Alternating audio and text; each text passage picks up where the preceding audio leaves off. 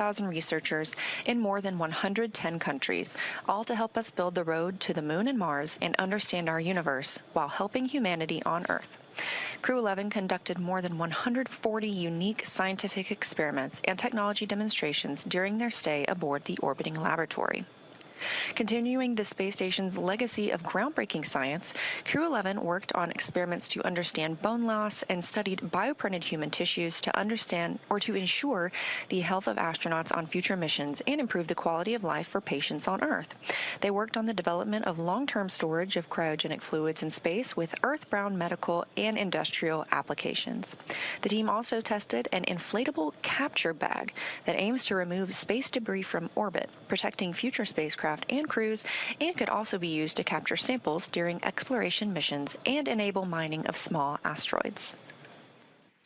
Let's dive into some of these experiments and investigations. The MABEL-B study investigates how microgravity affects bone marrow stem cells and their secretion of proteins involved in bone formation and loss. Researchers aim to determine whether blocking a bone loss pathway could help prevent that bone loss. Findings may lead to new strategies for combating bone loss both in space and on Earth. MVP Cell 07 studies how bioprinted liver tissue with blood vessels matures in microgravity, focusing on cell behavior and tissue development. Researchers are examining how space may affect the structure and function of these engineered tissues. Results could help advance space-based production of high-quality tissues and organs for medical use on Earth and support astronaut health on future missions. Capture Bag Demo tests an inflatable debris capture bag on the space station, assessing its opening, closing, and ability to stay airtight in microgravity. This technology could be used to remove space debris from orbit, protecting future spacecraft and crew members, and could also be used to capture samples during exploration missions to the Moon and Mars and enable mining of small asteroids. Next up is ZBOT-NC. Many spacecraft use cryogenic fuels, which are extremely cold, for propulsion.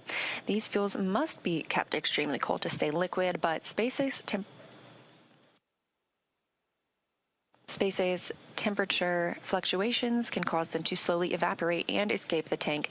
This creates fuel efficiency and mission planning. So ZBOT-NC investigates how specific types of gases affect pressure control in propellant tanks in space.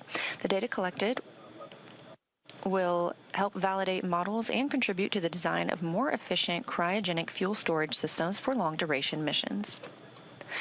Rounding out this list, Bionutrients 3 aims to develop an on-demand method for producing essential nutrients in space using bioengineered yeast, helping maintain crew health on long-duration missions while reducing launch mass. Building on previous studies, it introduces advanced food safety features and tests 3 sample types: yogurt, kefir, and a yeast-based beverage. The project aims to identify a food-safe, genetically engineered organism that remains viable over multiple years to produce a mission-relevant nutrient or biomolecule of interest.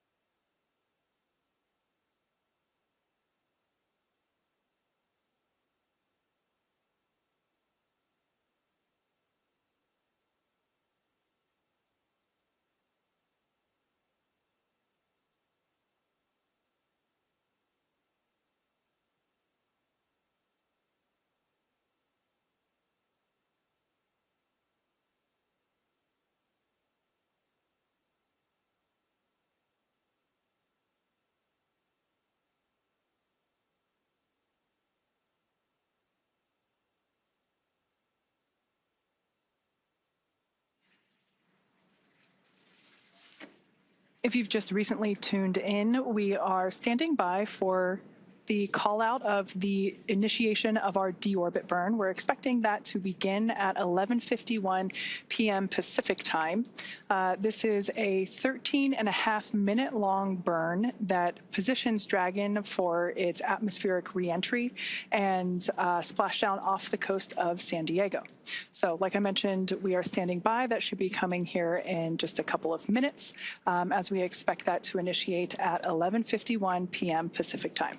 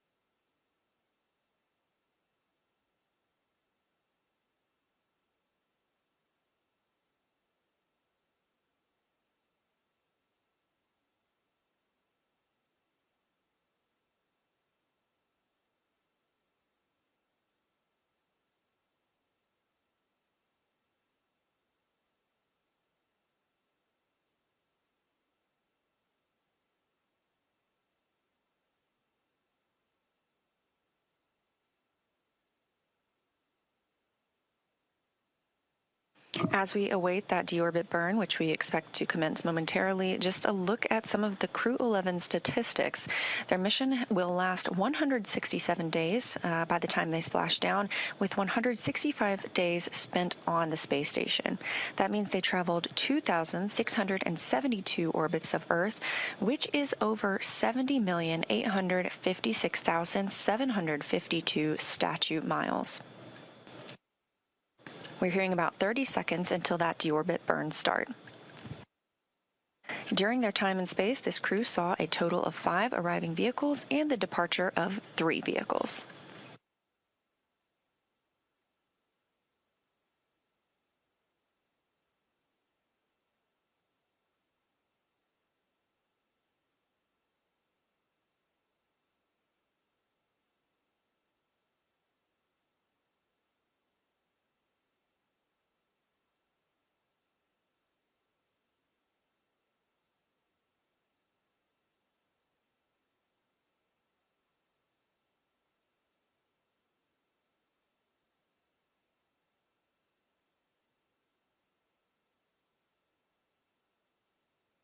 And right on time, at 2:51 a.m. Eastern Time, we have confirmation that the deorbit burn has begun. This burn is expected to last over 13 minutes.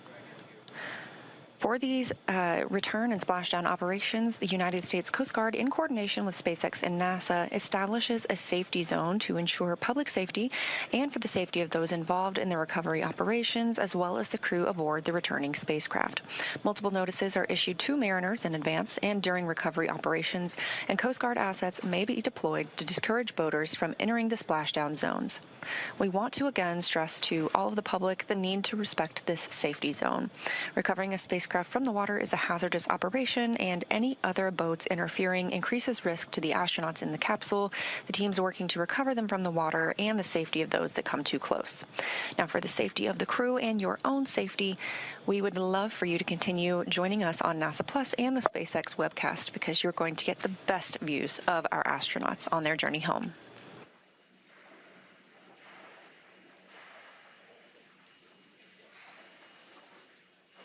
Like Leah said, the best views will be coming to you here on our webcast. However, if you are in the Los Angeles area, the San Diego area there in Southern California, I do encourage you to step outside about 12:30 a.m. as you might be able to see the spacecraft actually re-entering on its way there back to the splashdown site. And if you're lucky, you might even hear a sonic boom. Now, as always, NASA and SpaceX jointly select our splashdown location, and for today, the primary recovery site is there off of the coast of San Diego. This selection process works with a lot of different variables, including the space station's orbital trajectory, what landing sites are available and have favorable weather, how much free flight capability that Dragon has for the trip home, and of course, the sleep schedule for the returning crew members. We'll start with calculating daily return options based off of the space station's current orbit and Dragon's capabilities to maneuver and line up for re-entry. The time from undock to landing at the primary site can vary from less than 6 hours to more than 39. For Crew-11 this evening, their journey is going to be about 10.5 hours in total. Of course, getting home the quickest comes with some obvious benefits, but we always have to make sure that the crew is properly rested for all these dynamic operations. And of course, that would prevent us from scheduling 20-plus hour days for them. Trajectory and ballistics experts provide the daily opportunities that would line up with the Dragon as it's coming back to the landing zones. And then we split them into what we call ascending and descending opportunities.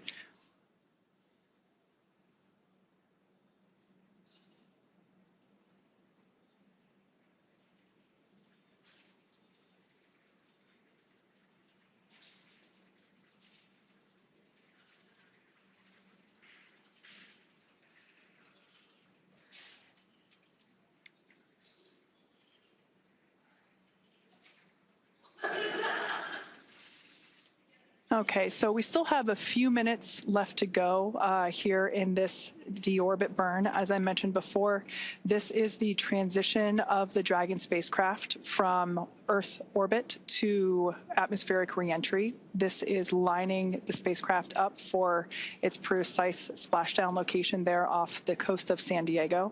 So in a couple minutes, in fact, we expect this deorbit burn to conclude at 12:04 a.m. Pacific time.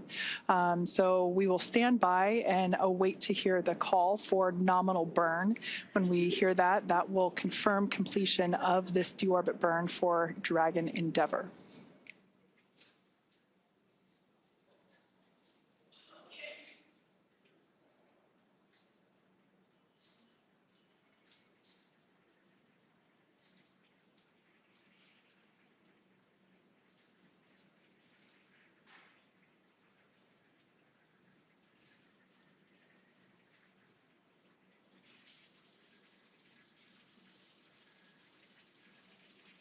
As I mentioned earlier, we will hear primarily the SpaceX core or the crew operations and resource engineer.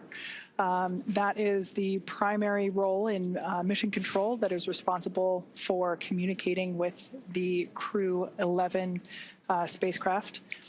That individual is seated there on the left-hand side of your screen. That is SpaceX Hawthorne Mission Control.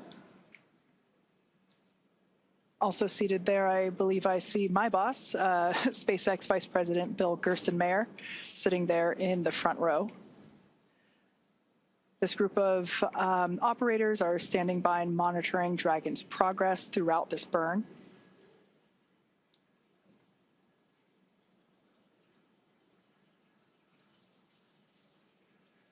Now, this particular maneuver that Dragon Endeavour is performing, this deorbit burn, is utilizing the 4 forward Draco thrusters. We say forward because that indicates that it's basically the language indicating that they're located at the top of the Dragon spacecraft. These 4 Draco thrusters, this is the last time that they will be utilized for this mission. This deorbit burn will last for a total of about 13.5 minutes.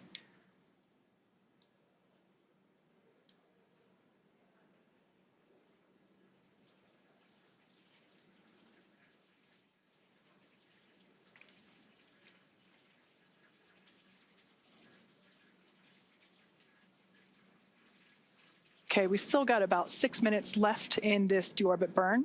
As we wait for a conclusion of the deorbit burn, let's talk about Dragon Endeavour's journey from the space station so far.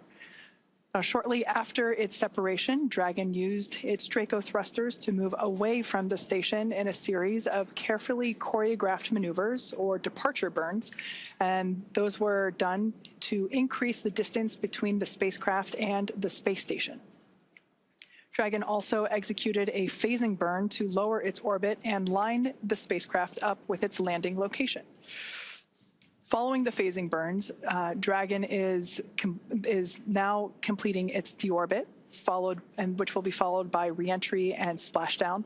During the deorbit sequence, several things will happen, including trunk separation, closure of the nose cone, as well as deployment of the drogue and main parachutes, ultimately followed by splashdown.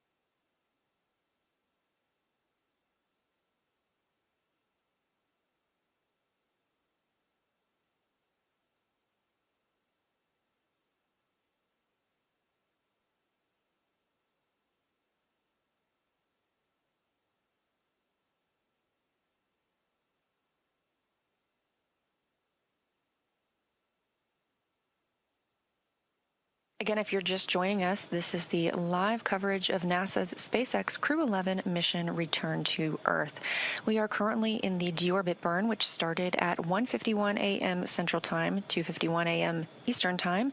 It's expected to last approximately 13 minutes, so we still have about 4 more minutes left of this burn. Once it's complete, Dragon will then proceed to jettison the trunk before it re-enters the Earth's atmosphere, exposing the heat shield on the base of the spacecraft and protecting the crew as they make their way toward the splashdown location.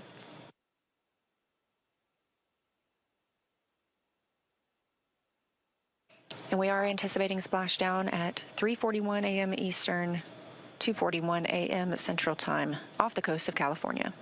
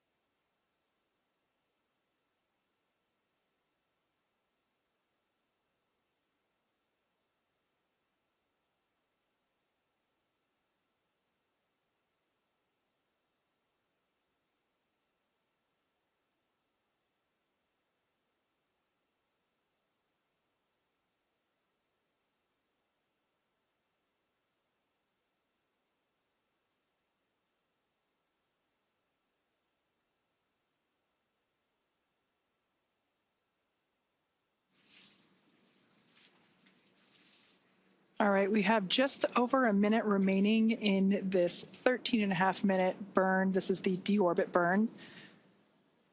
This is the final burn for the forward Draco thrusters. It is placing Dragon on its final trajectory to the splashdown location off the coast of California.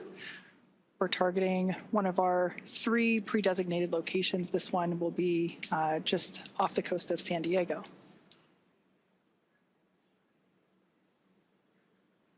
Shortly after the burn concludes, we should hear a call out indicating that the burn was nominal. This would be good news and letting us know that we are continuing with progression of our milestones. After deorbit burn, we will jettison the trunk and have atmospheric reentry.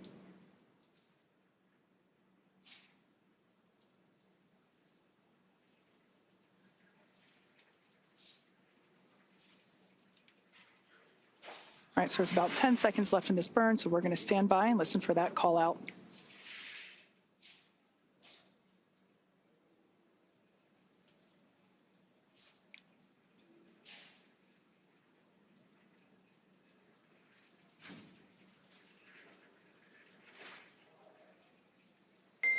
Dragon SpaceX, deorbit burn complete. Performance nominal. Trunk separation initiated. Dragon copies. Nominal deorbit burn. Trunk separation process initiated. Okay, good words there from SpaceX Core, letting our Crew-11 team know that the deorbit burn was as expected. Now, to prepare for these upcoming events, Dragon is currently doing a couple of things autonomously, such as isolating the thermal control system fluid loops from the radiator. This system is what will help keep the internal temperature of Dragon comfortable during the crew's reentry. Dragon is also initiating separation of the claw mechanism, which will terminate all data, power, and fluid connections between the spacecraft and the trunk, and that is all done in preparation for trunk separation. Nominal trunk jettison. Dragon copies.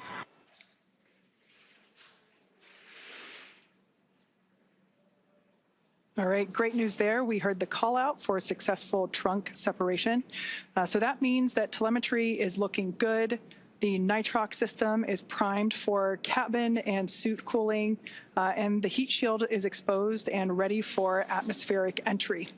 Now, since we separated the trunk, we are no longer able to generate any new power, but we don't need to since we're coming on home and Dragon has more than enough battery power already stored. So the next milestone that we have coming up is nose cone closure. We expect that at approximately 12:09 a.m., so here in about 3 minutes. The nose cone is at the top of the spacecraft, and it is the structure that protects the docking system as well as the guidance, navigation, and control system. We'll be using 12 hooks to lock and secure the nose cone prior to its atmospheric entry.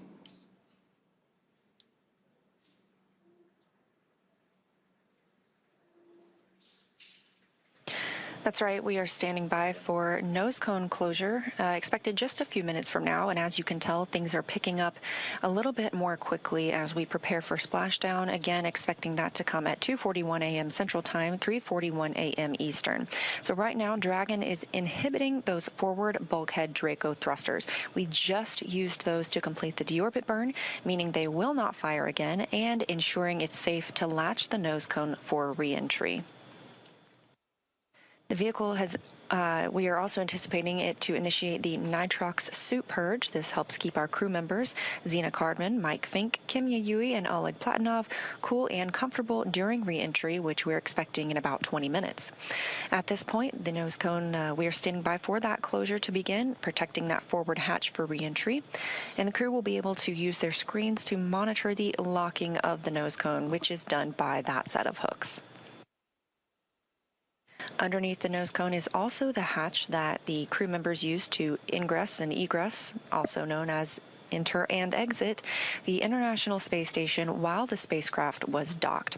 Now, once they splash down, they'll be using the side hatch to exit the spacecraft and onto the recovery ship. That side hatch is what they used to enter Dragon back in August when they launched to the space station.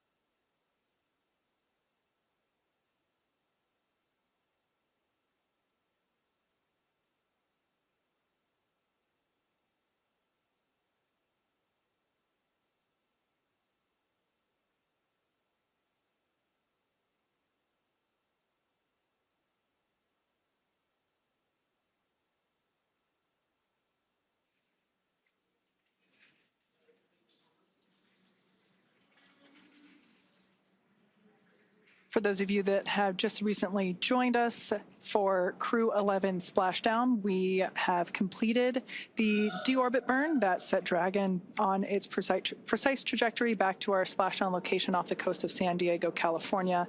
We've also jettisoned the trunk, and we've just closed the nose cone. So these are the final physical changes for the Dragon spacecraft prior to its atmospheric entry. And we expect that entry period to begin about 12:30 a.m. Pacific time, so in about 20 minutes or so.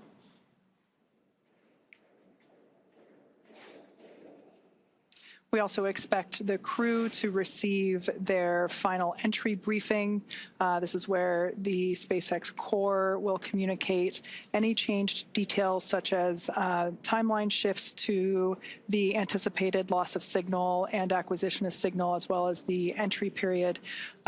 We should also find out what the wave height and wind speed is there at the splashdown location. But when I was coming into work this evening, I did see some stars outside, so hopefully that's a good indication that we've got some smooth seas out there awaiting the crew.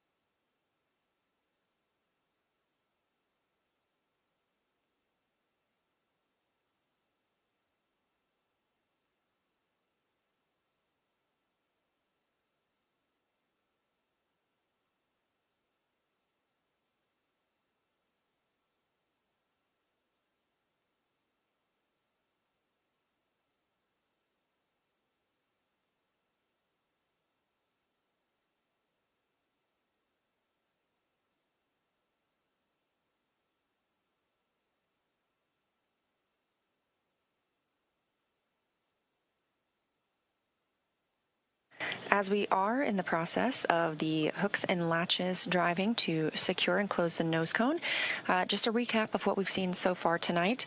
The spacecraft undocked from the International Space Station earlier today. This Crew-11, spent 165 days aboard the orbiting laboratory, but 167 days in space altogether, if you count the time they have spent getting to and from the space station. At 1:51 a.m. Central Time, 2:51 a.m. Eastern, the spacecraft executed the deorbit burn. That was an approximately 13-minute-long burn, committing the spacecraft to coming home and splashing down off the coast of California. We're anticipating that splashdown in less than 30 minutes from now, 2:41 a.m. Central. After the nose cone closes, we will begin seeing our reentry process, and part of that is a communications blackout. We lose communication with the spacecraft. This is an anticipated and tracked milestone as they go through reentry and plasma builds up around the spacecraft itself.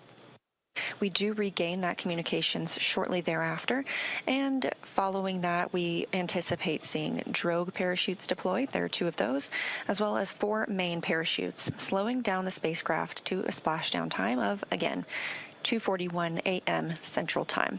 So we're just standing by for confirmation of nose cone closure.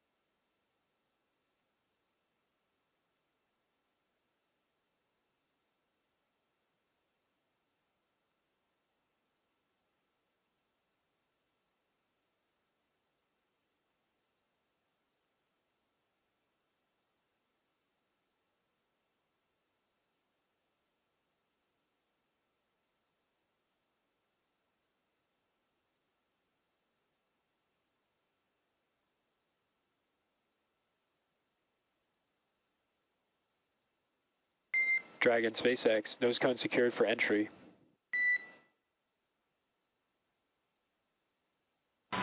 Dragon.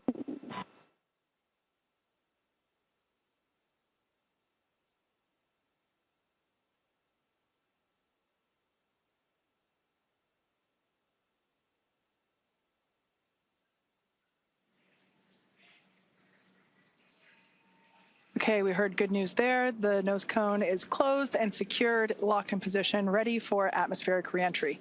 Now, as we begin the second half of entry, Dragon has begun to inject cooled nitrox or nitrogen-oxygen mixture into the air, being delivered directly into the suits worn by the crew.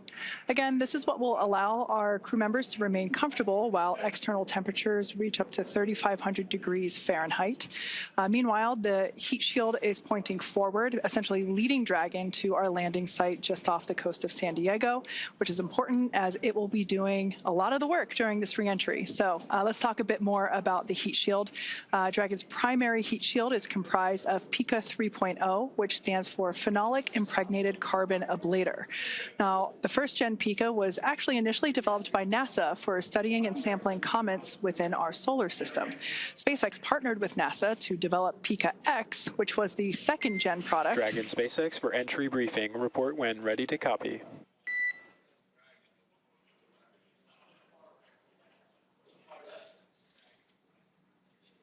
Ready to copy. Okay, starting with timeline. We're completely on time for the previously briefed timeline. Splashdown period displays at 0841 Zulu. COM blackout start 0828. Blackout end 0835. How copy?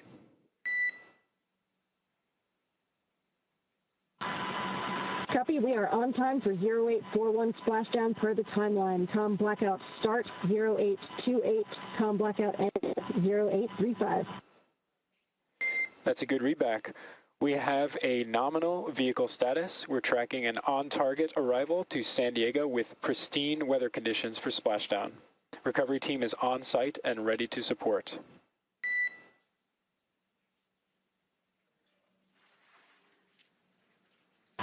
Dragon copies, nominal vehicle, excellent weather, and teams are ready to support. And with that, please report when tablets are secure, restraints are tightened, and visors are down.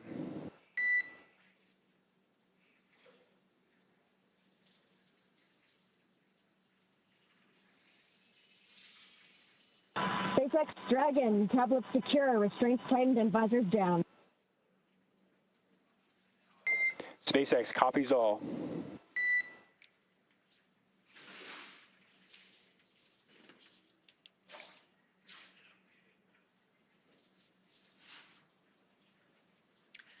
All right, so as expected, that was our entry brief to the crew, letting them know that there were actually no updates to the anticipated timeline this morning. So that's great news. Everything is looking well on timed with our anticipated timeline. So as we mentioned before, we expect our anticipated loss of signal to occur around 12:28 a.m. Pacific. So in just about 8 minutes from now, we will have, we anticipate that signal to be regained or anticipate that signal to be acquired again at 12:35 a.m. Pacific time. Now, sometimes we are able to hail the crew a little bit earlier than that. Sometimes we get those communications back. And then once again, splashdown at 12:41 a.m. Pacific. So again, if you're in Southern California, head outside and look up.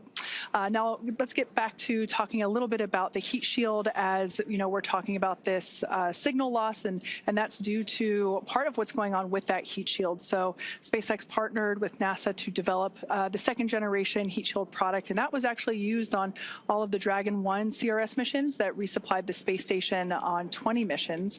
Then fast forwarding to PICA 3.0, that was developed specifically for use on Dragon 2 crew and cargo with enhanced structural and thermal properties that optimized the heat shield and drove down cost and mass. So the remainder of Dragon is composed primarily of a SpaceX proprietary ablative material.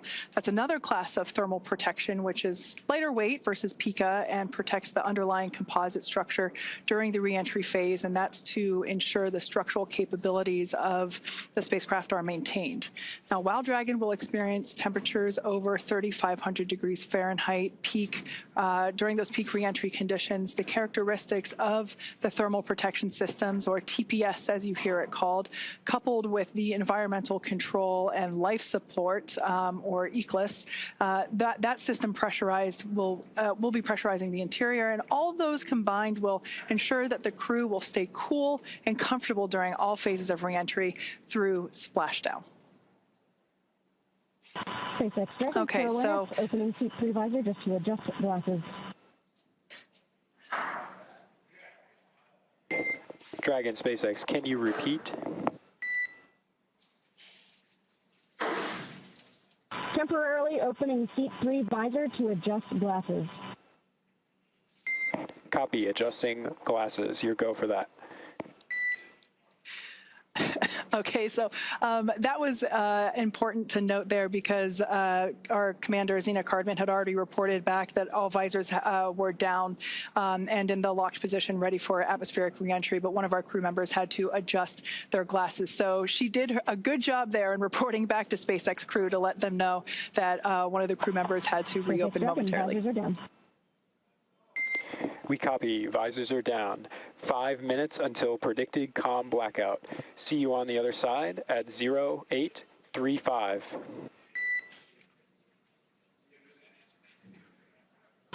Copy 0835. Talk to you soon.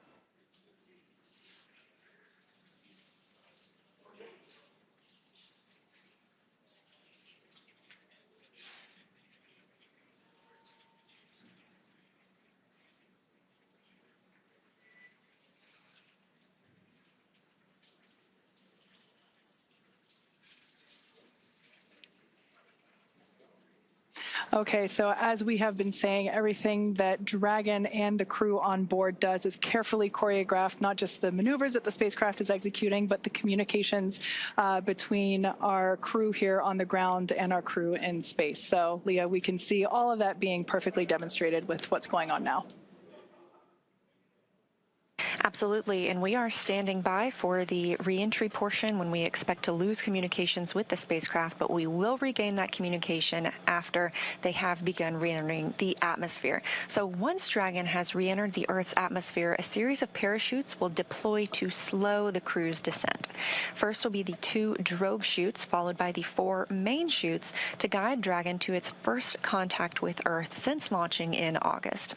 Dragon will automatically deploy these parachutes when different pressure and positioning sensors on the spacecraft detect that they are at the right speed and altitude. The spacecraft velocity at drogue deploy is approximately 350 miles per hour, and they deploy at about 18,000 feet. You're getting a live look inside the cabin right now. That's Crew-11 preparing for their re-entry period. Again, having spent 165 days aboard the space station, and when they splash down, capping a 167-day mission. Before they can splash down, though, a little bit more about those parachutes. The next that we will see deploy will be the main parachutes. There are 4 of those. They deploy at approximately 119 miles per hour, or I should say when the spacecraft is traveling about 119 miles per hour, and they deploy at about 65,000 feet. And at splashdown, Dragon is traveling approximately 16 miles per hour, which is a pretty good deceleration from the about 17,500 miles per hour that they were traveling while in Earth orbit with the International Space Station. Now, the highest G load the crew will experience during re-entry is approximately 3 to 5 Gs, so about 3 to 5 times what we are experiencing right now standing on Earth. This view is over the shoulder of Commander Zena Cardman and pilot Mike Fink of the Crew-11 spacecraft. In this view, you can see their crew displays. They're able to monitor everything happening with the spacecraft. However, all the next milestones should be completely autonomous and hands-off for the crew.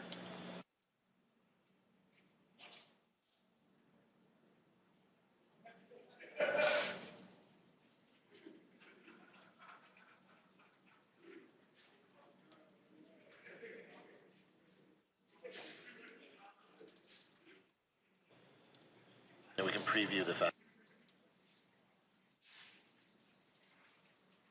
We just heard that the crew is in entry attitude, and we are anticipating losing this view and losing our audio communications with the crew in just a minute or so as they enter this entry interface. They'll be traveling and experiencing heat outside the capsule at approximately 3,500 degrees Fahrenheit. And as they are traveling and re-entering Earth's atmosphere, a plasma builds up around the capsule that prevents us from communicating back and forth with the crew. We expect to regain communications with them about 7 minutes later, but we're still getting great views right now.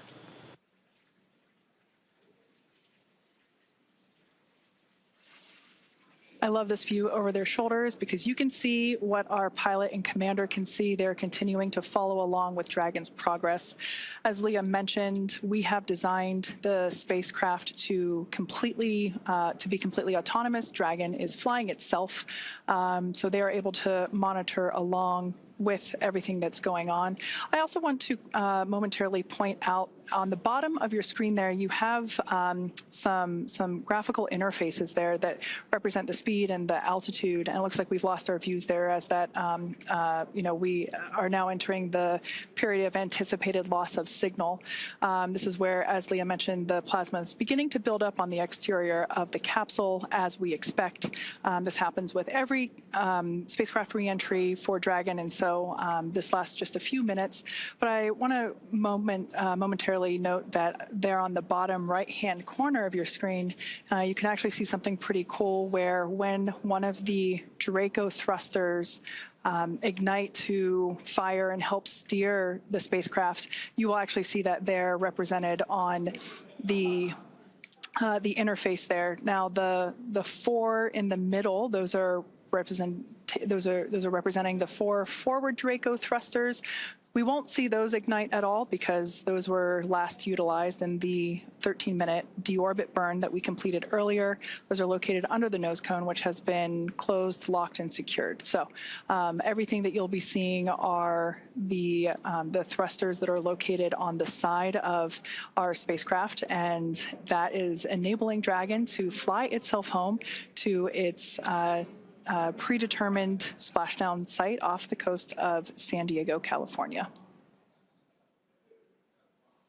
For about a minute and a half until we have that atmospheric reentry. Once again, if you're in Southern California, head on outside and look up. There's a good chance that you might be able to actually see Dragon streak across the sky, look toward about the north and the west. As we mentioned before, we have entered a communications blackout period, which lasts about 7 minutes due to the plasma formation on the exterior of the capsule. We've got about 5 minutes remaining until we believe we can acquire that signal again. Now, during this time, no vehicle telemetry is received by Mission Control or the recovery team, and no external commanding of the vehicle or voice communication is possible. But like I was saying, Dragon is designed to fly itself. During this reentry, the vehicle will be slowing down from its orbital velocity of about 17,500 miles per hour, and it's slowing down. The atmosphere is really doing a lot of the work in conjunction with that heat shield to dispel that velocity.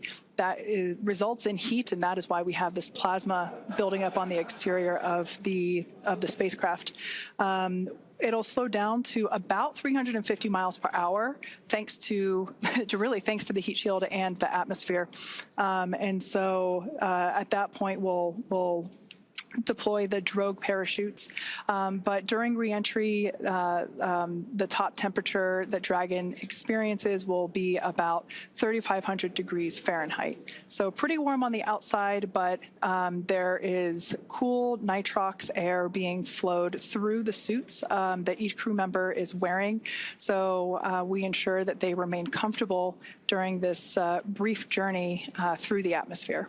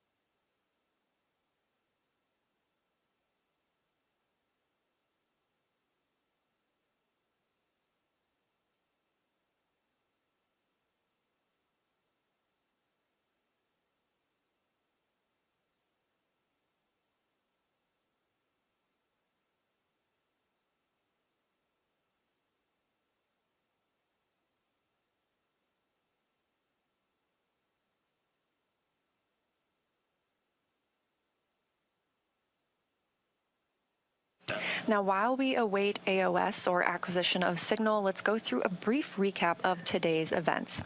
Hatch closure took place at 2:29 p.m. Central Time after all 4 crew members floated into Dragon for their ride home. They took time to configure the spacecraft cabin, put on their suits, and get seated ahead of undocking, which occurred at 4:20 p.m. Central.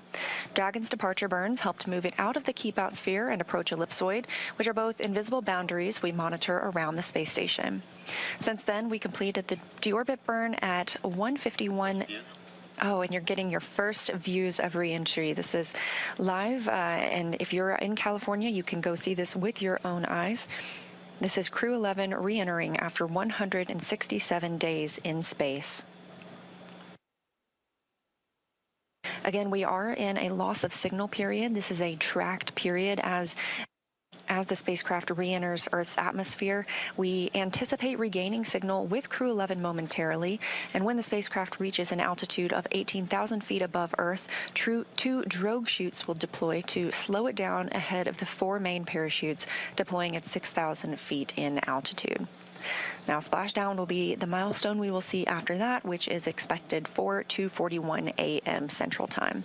So again, we're standing by for acquisition of signal and continued communication with Crew-11, expecting that just a few minutes from now.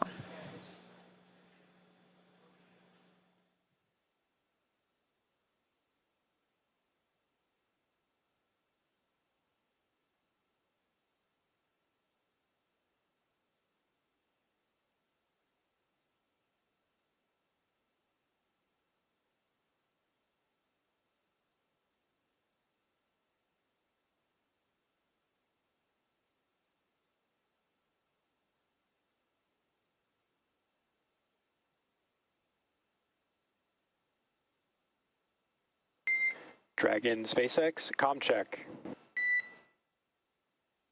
SpaceX Dragon, loud and clear.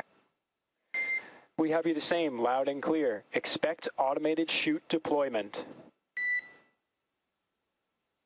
Copy, automated chute deploy expected.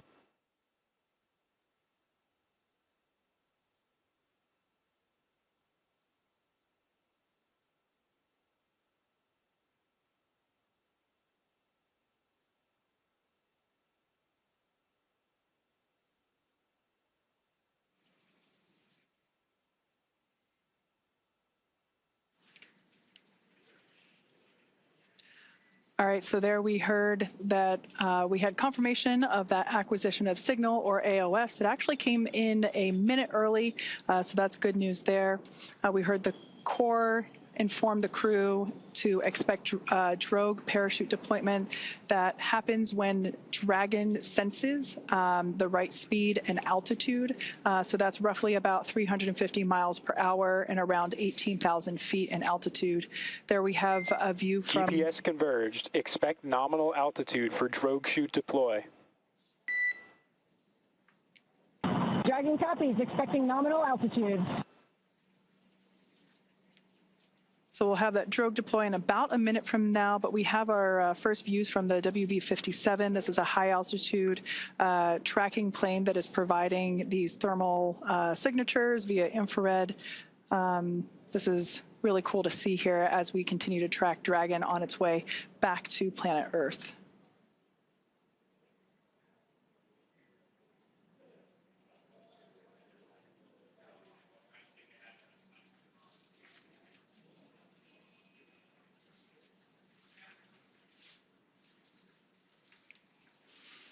So momentarily, we expect for visual and...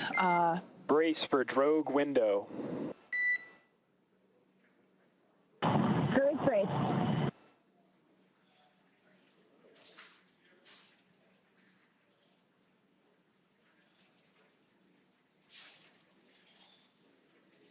Dragon has safed the propulsion system as we anticipate drogue deployment any moment now.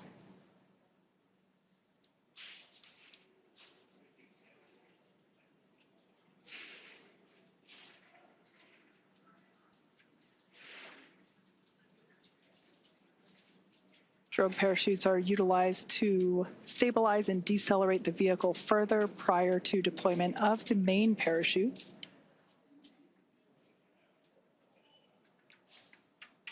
Drogue should be deploying here in a couple seconds, and mains will follow in about 1 minute.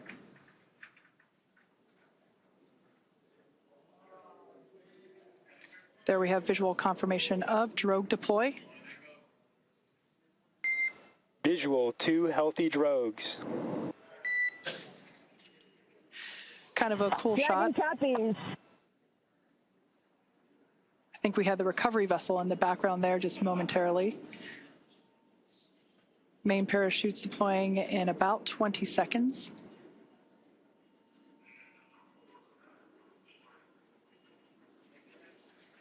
The main parachutes deploy when the vehicle's about 119 miles per hour and around 6,000 feet.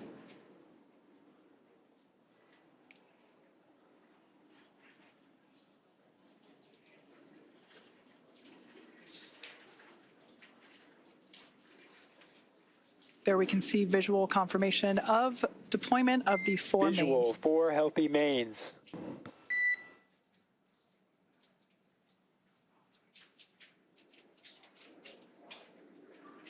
These main parachutes help decelerate the spacecraft even further.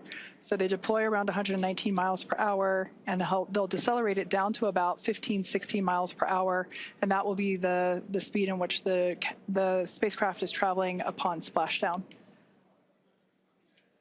Once again, we're anticipating splashdown at 12:41 a.m. Meters. Copy, 1,000.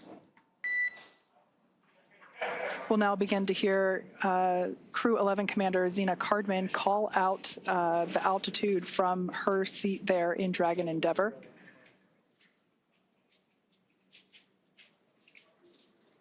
SpaceX's mission control team in Hawthorne continues to report the precise landing coordinates to the recovery team. 800.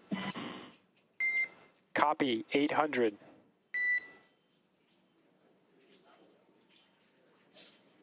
Those main parachutes now fully reefed or inflated. We ensure that the parachutes inflate over a few seconds to help reduce the shock to the system. 600 meters. Copy, 600.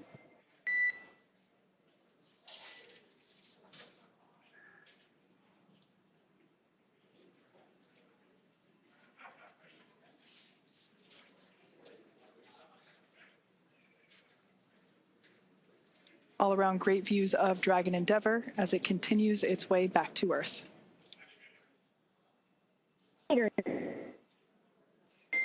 Copy, 400. Crew are braced.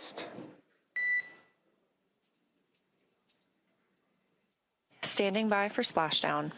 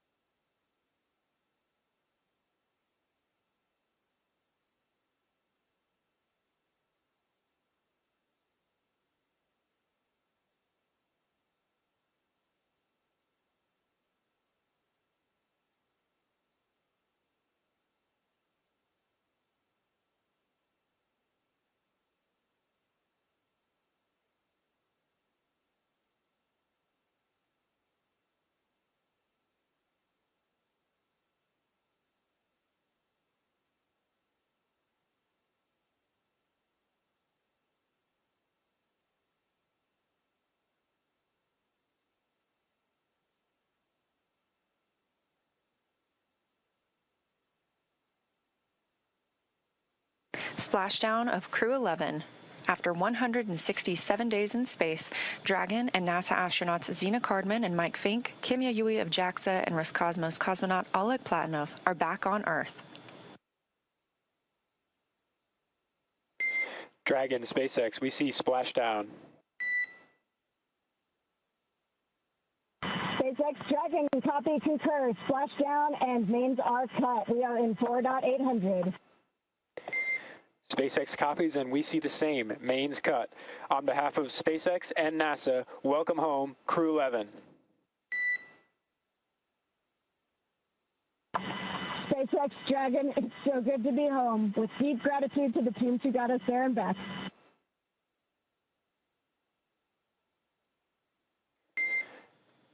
vehicle safety verifications in progress. We'll report back when recovery personnel are en route. Dragon copies.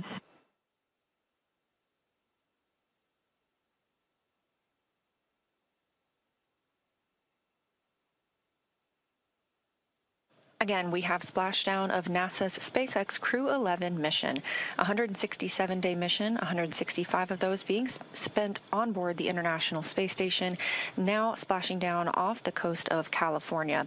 That splashdown coming right on time at 2:41 a.m. Central Time.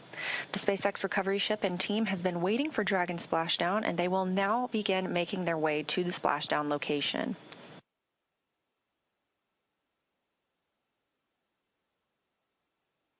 It looks like we even have a couple of visitors around the spacecraft. If you look very closely, you might even see some dolphins.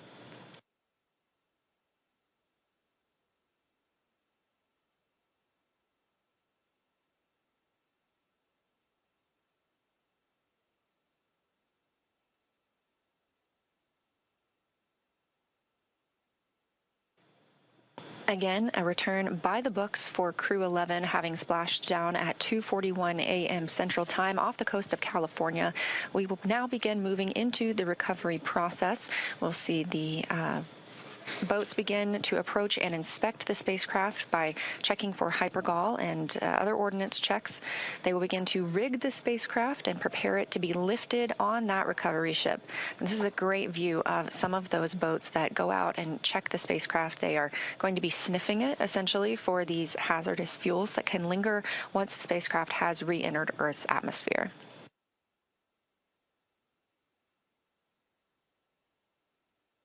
SpaceX Dragon, 4.800, Section 3. We are in Stable 1. SpaceX copies. Stable 1.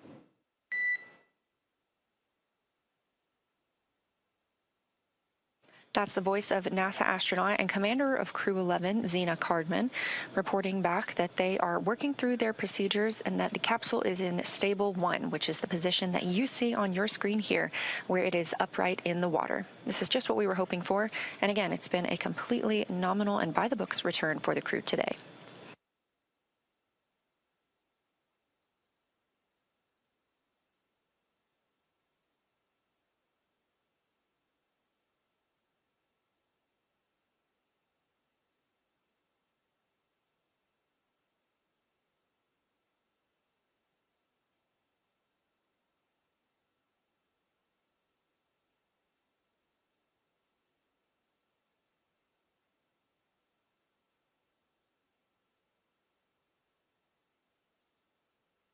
This is a live view of Crew-11 aboard Dragon from the SpaceX recovery vehicle, or from the SpaceX recovery ship.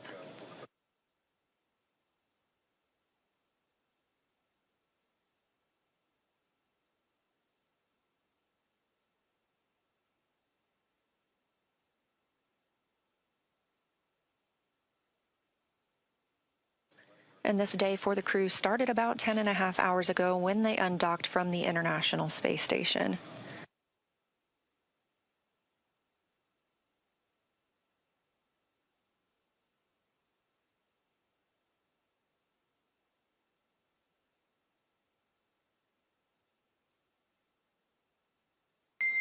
SpaceX recovery teams have been given the go to approach. SpaceX is go for recovery personnel to approach. Expect personnel alongside in 1 minute. Copy, 1 minute. Thank you.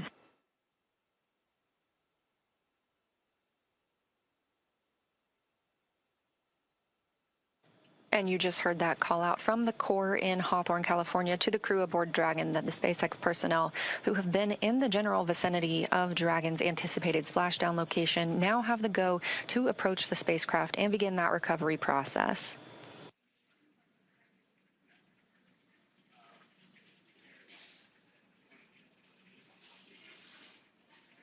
All right, so as we heard, we are now standing by for recovery of the Dragon Endeavour spacecraft with NASA astronaut Zena Cardman and Mike Fink, Kimia Yui of JAXA, and Roscosmos cosmonaut Oleg Platonov, who are inside that spacecraft that you see there. Now, Dragon has already, I would also like to point out, we've got some folks here are approaching the spacecraft now that they have gotten the okay for the approach. They're on some fast boats there. This is the SpaceX recovery team. Personally, one of my favorite teams to work with here at SpaceX. They're a really scrappy crew, and they're going to work really quickly here to get the Crew-11 team out of the water. And it's always a lot of fun to watch these operations proceed. Now, Dragon has already autonomously completed several steps to safe itself following splashdown. For those of you that perhaps just joined us, the return has gone very smoothly so far, as Leah had mentioned. The Dragon successfully splashed down off the coast of San Diego, California at 12:41 a.m. Pacific time, 3:41 a.m. Eastern time. Approximately 10.5 hours prior to splashdown, Dragon autonomously undocked from the International Space Station, completed a series of departure burns, jettisoned its trunk section, and performed its final burn, which was the deorbit burn. And that placed itself on a trajectory toward Southern California, specifically off the coast of San Diego. So Dragon successfully re-entered the Earth's atmosphere, followed by deployment of its parachutes to slow the spacecraft down to a gentle splashdown. So we're now going to follow the final part of the crew's journey as the Dragon spacecraft is lifted out of the water and placed on the recovery boat. So we see here the recovery team beginning to prepare. One of the most important steps will be to Dragon SpaceX, hypergol sweeps and unfired ordnance checks, nominal. Rigging in progress, approximately 25 minutes until capsule lift. Stand by for PMC. The next call you hear will be from SpaceX flight surgeon on Dragon to Ground Private. Dragon copies. 25 minutes until lift. Standing by for PMC. All right, we heard there that the crew will have an opportunity for a private medical conference with the flight surgeon. That is standard for all of our crew returns. That will be done on a private channel. Great view here from the drone. This is our first look at the front side of Dragon Endeavour. I love this view because you can see the lights on the inside. This crew member here is actually on the capsule, beginning to place the rigging required for the lift onto the large recovery vessel. This takes a few minutes to essentially lasso and wrangle the Dragon capsule as it gently bobs there in the water.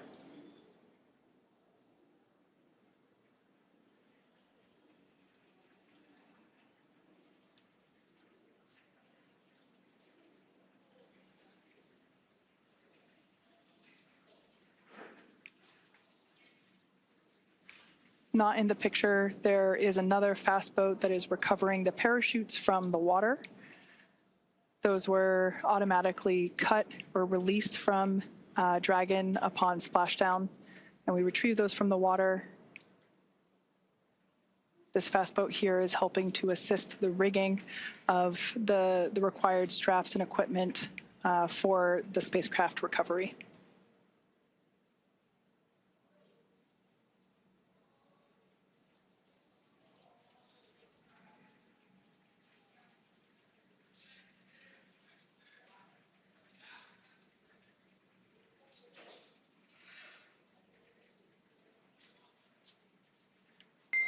Dragon SpaceX, Dragon to Ground is no longer privatized.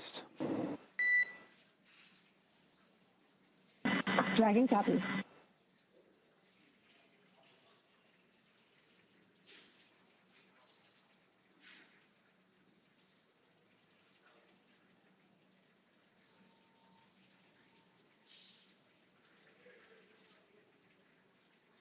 SpaceX recovery team continues to maneuver around Dragon Endeavour as we continue progress of placing the recovery straps required in order to safely lift the spacecraft out of the water.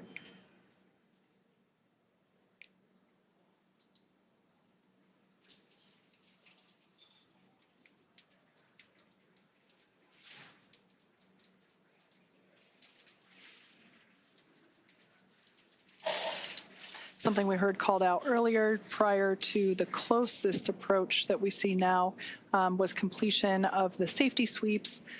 That was just indicating that the recovery team performed the required checks to ensure that there weren't any unfired pyros, which are used to... Dragon, be advised, transitioning forward link.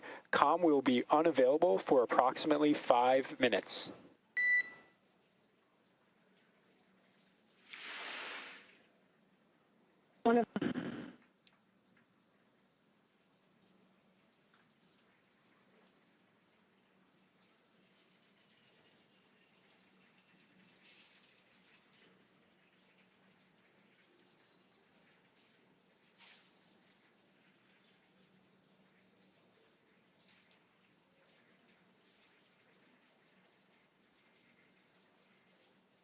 Earlier, prior to atmospheric reentry, we heard SpaceX Core report to the crew during the, during the entry brief that recovery conditions were almost pristine, and he was not joking.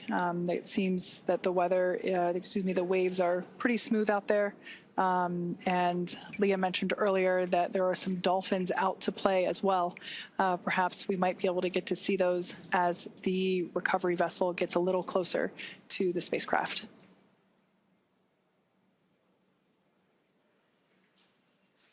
On your screen now are our operators at SpaceX Mission Control. They continue to monitor Dragon Endeavour during these recovery operations, as well as communicate directly to the recovery team. Everything is carefully coordinated within our procedures, and here you see folks that are responsible for individual portions to ensure that everything is executed as planned.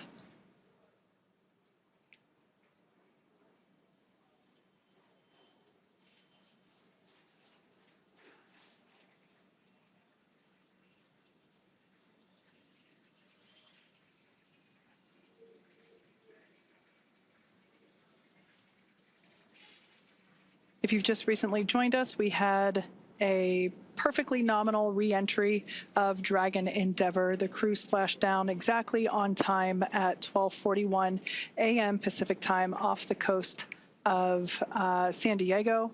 The recovery team has arrived at the splashdown location and are placing the required straps onto the Dragon spacecraft. The crew are safely inside. Nobody is allowed to pass go just yet. We still have to lift the spacecraft out of the water and onto our recovery vessel. Dragon SpaceX, forward link transition complete. Comm check. We've got you loud and clear. We have you the same.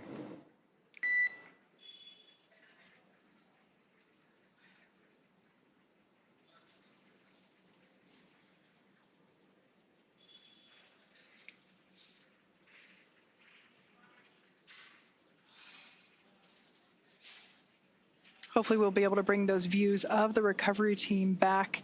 But at this point, I can share that one member of the recovery team is still, oh, there we can see our recovery vessel continuing to approach Dragon Endeavour there in its splashdown location. We still have one recovery team member working to apply the rigging to the capsule. You can see that work ongoing there. As we've seen, this involves climbing on top of the spacecraft itself to attach these hoist rings and connect the lifting lines. Overall, the progress tonight has been very smooth and very rapid. Depending on the sea state, it can take us a little bit longer, but things are really smooth this evening, and the recovery team is very efficient. It takes us less than an hour to raise Dragon onto the recovery vessel and remove the crew from the spacecraft. After initial medical checkouts, the crew will return to land within 4 hours by helicopter. So everything continuing to proceed as scheduled and as anticipated.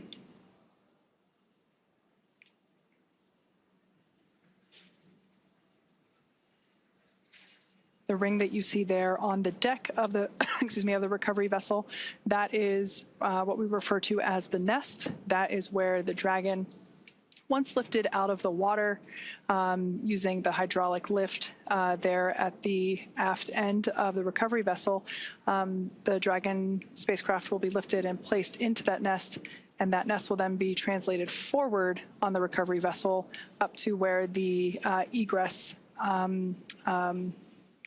the egress bay is located.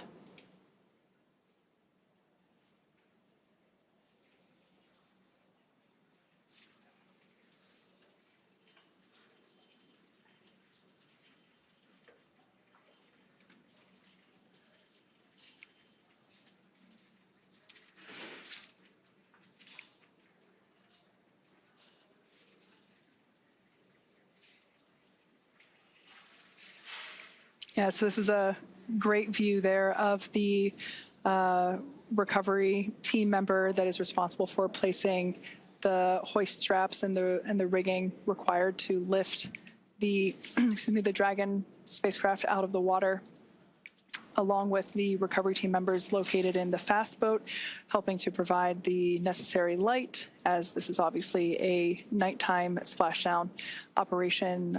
We've done several of these before. As you can see there, the sea state is super calm, and I'm assuming some really nice conditions to be working in right now. Over time, we can see the primary recovery vessel. This is our recovery vessel Shannon, named after, of course, Shannon Walker, who flew on Crew-11. She is the first female astronaut to fly in our Dragon spacecraft. So we have this vessel named after her. And we can see Shannon slowly but surely getting closer and closer to Dragon Endeavour as it patiently waits there in the glass-like water.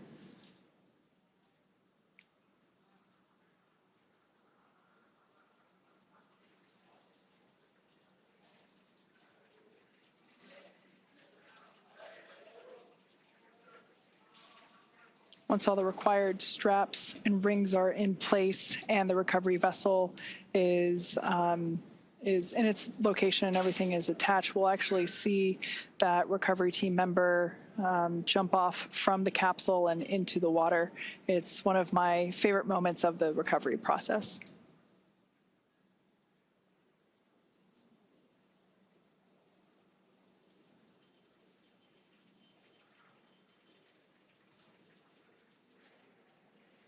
I think we might, yep, there they are. The dolphins are back to play. We now have a better view of them. I'm sure they're very intrigued by all the lights that are in the area here in the middle of the night in Southern California.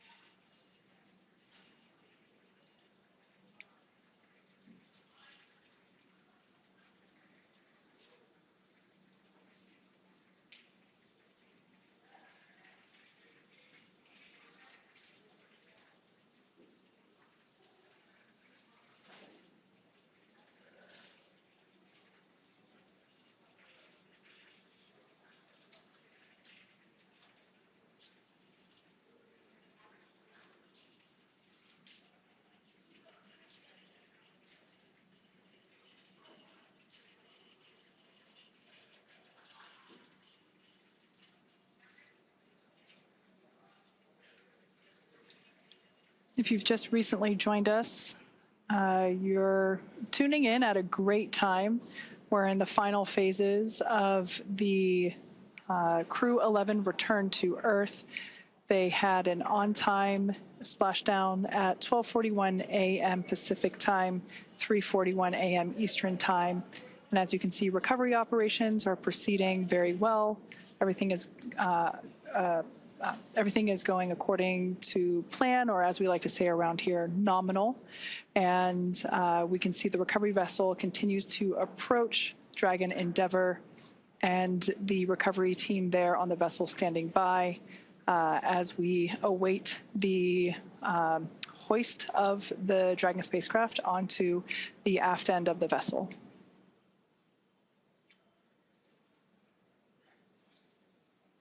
I can say once we make the final approach here to the Dragon spacecraft, the hoisting actually happens. It always takes me by surprise just how fast it is, because you can't really see the full size of the hydraulic lift or hoist there at the aft end of the recovery vessel, but it's pretty big and pretty strong. So we're able to lift the spacecraft out of the water. We can see there that the lines, the guidelines are attached, and they're going to line everything up here for the final approach and ultimately the lift into the nest there located at the back of the vessel.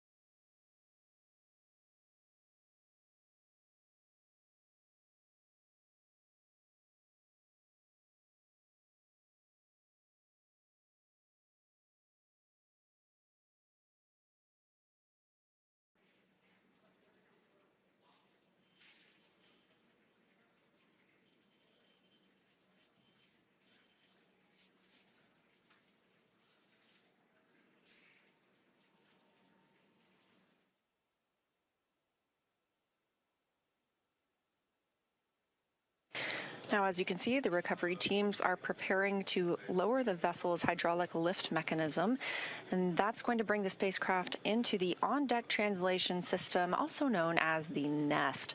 Dragon will remain in the nest during crew extraction and then for the journey back to port.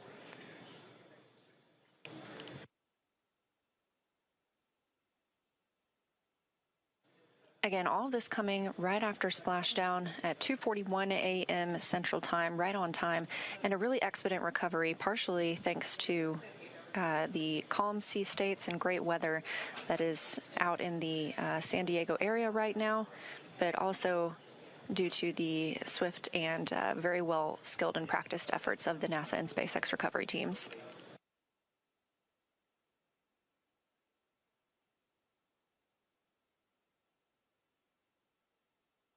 The spacecraft is now being lifted. It'll be set on the nest and centered. It'll be oriented so that the side hatch is facing forward for the crew to egress. It'll be moved into the hangar underneath that helipad that you see illuminated in green on the top of the ship, and then pulled towards the mezzanine area so that the crew can be helped outside of the hatch. Once open, a SpaceX medical doctor will be the first to check in on Cardman, Fink, Yui, and Platonov, our Crew-11 crew members, and see if they're ready for egress or exiting the vehicle. This is a standard procedure for all of our crew returns. This view coming from the recovery vessel, as you see Dragon, and at the very bottom, that is the nest in which we were discussing, and that's where Dragon will remain now and all the way back to port.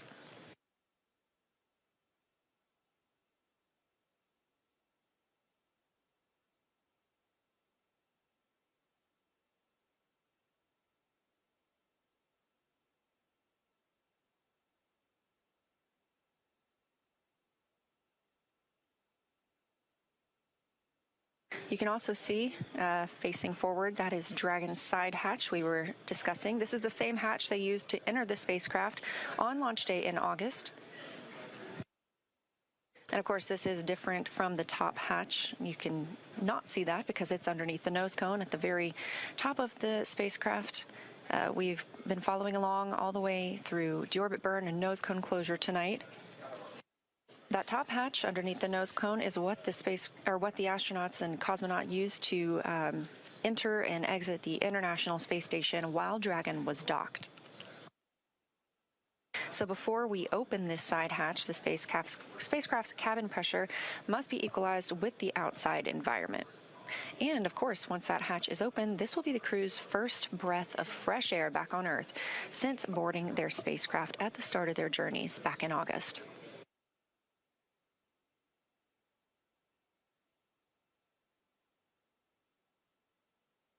Again, a very by-the-book return. Platform. Dragon copies. Now, that voice speaking with the astronauts and cosmonaut on the Dragon spacecraft is still coming from the core in SpaceX Mission Control in Hawthorne, California. These team members are making sure that all thrusters are covered before they begin to maneuver the spacecraft toward that egress platform. We'll be standing by live the entire time.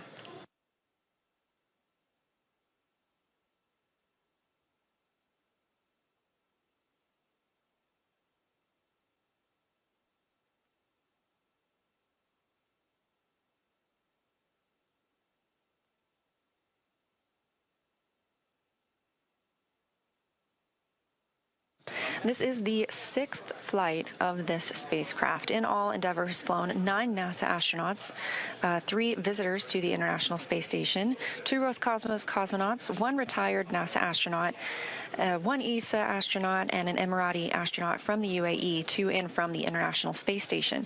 Again, this is the 6th mission for this Dragon spacecraft named Endeavour. First launching on May 30th, 2020 to the International Space Station. And if you remember that date, that was the historic Demo 2 mission for the Commercial Crew Program, carrying NASA astronauts Bob Behnken and Doug Hurley.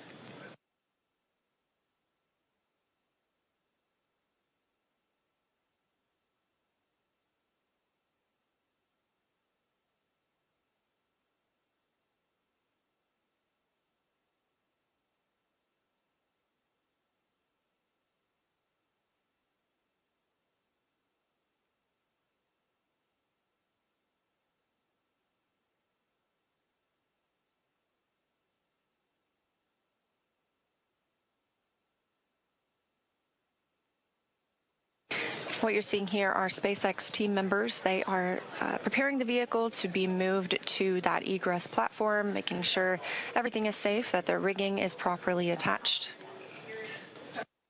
This is really the final ride on Dragon for these Crew-11 crew members. One short trip to this egress platform, and then they'll begin being assisted out of the spacecraft. Completely normal procedures for all of our returns.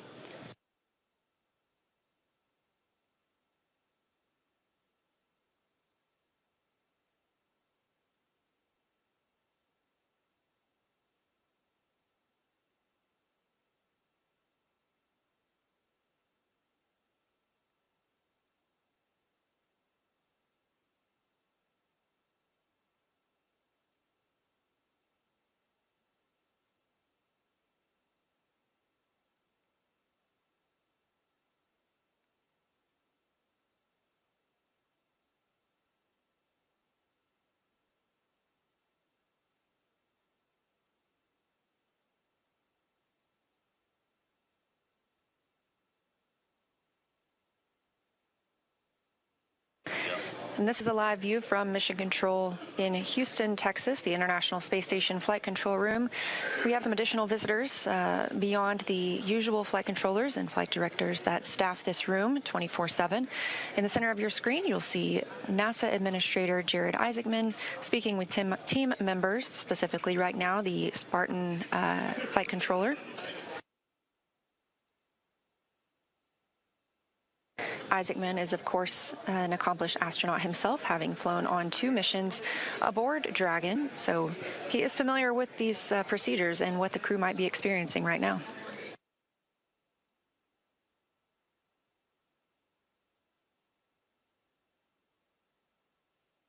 Back on the recovery ship, the teams continue to prepare to move Dragon to that egress platform.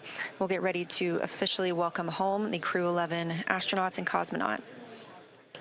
Again, that's NASA astronauts Zena Cardman and Mike Fink, JAXA's astronaut Kimya Yui, and Roscosmos cosmonaut Oleg Platonov, wrapping up a 167-day in space for these crew members.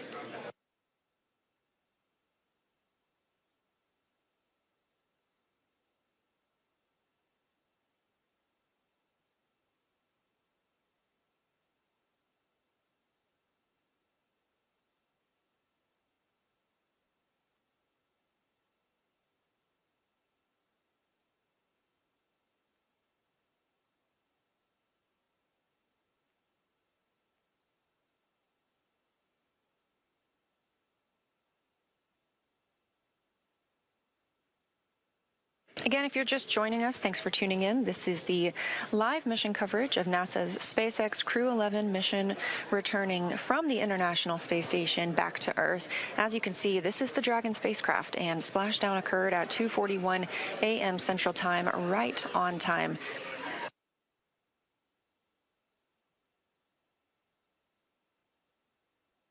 This crew undocked at 4:20 p.m. Central Time, so it was about a 9.5-hour ride from space back to Earth.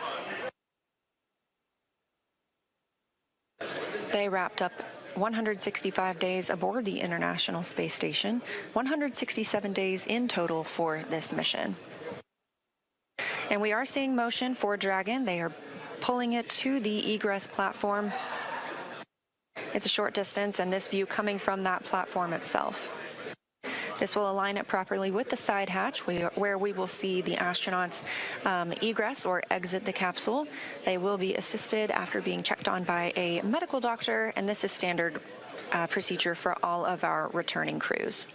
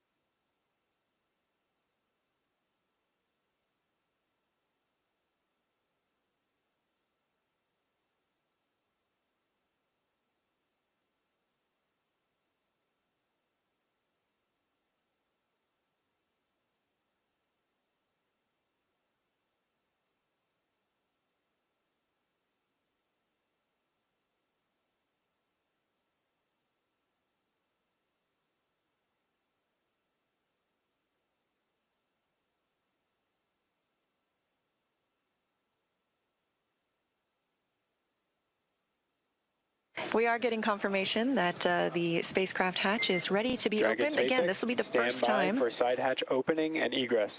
It's been an honor flying with you. Standing by for side hatch, and the honor is ours. Thank you so much.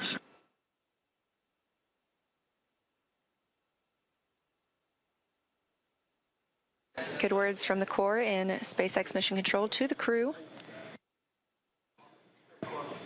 Again, with this side hatch open, this is the first breath of fresh air that this crew has gotten in 167 days since their launch back in August.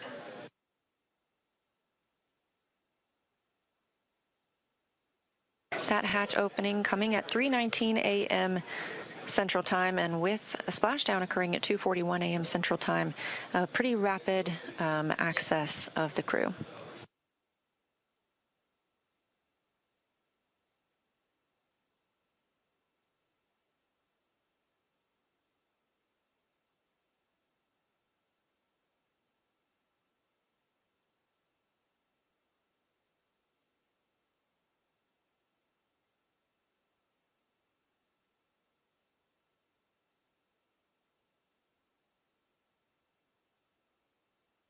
As previously discussed, the first team member to check on the crew is a SpaceX medical doctor, just giving them a once-over, making sure everyone's feeling all right and ready to exit the spacecraft. This is something we do with all crew members who return.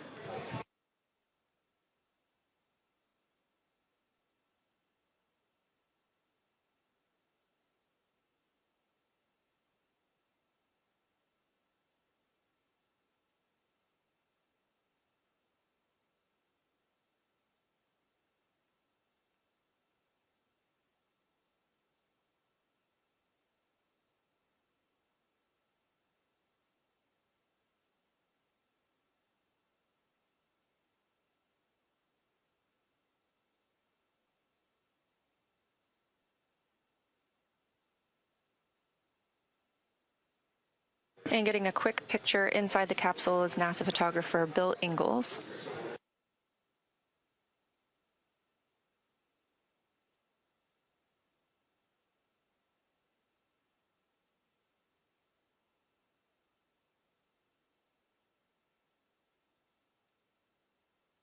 Hey, there's your live view inside Dragon Crew-11 back on Earth after 167 days in space.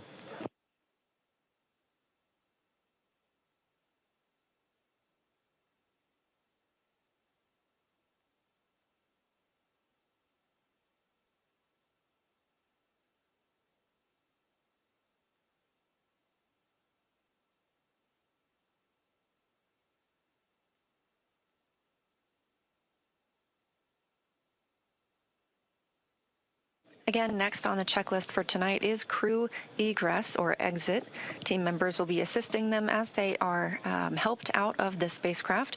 Again, it's been 167 days since they were back on Earth, so our standard procedure will be followed here as well, where they are assisted out of the spacecraft and placed on essentially a gurney, and then they will receive some medical checks aboard the ship before flying back to land.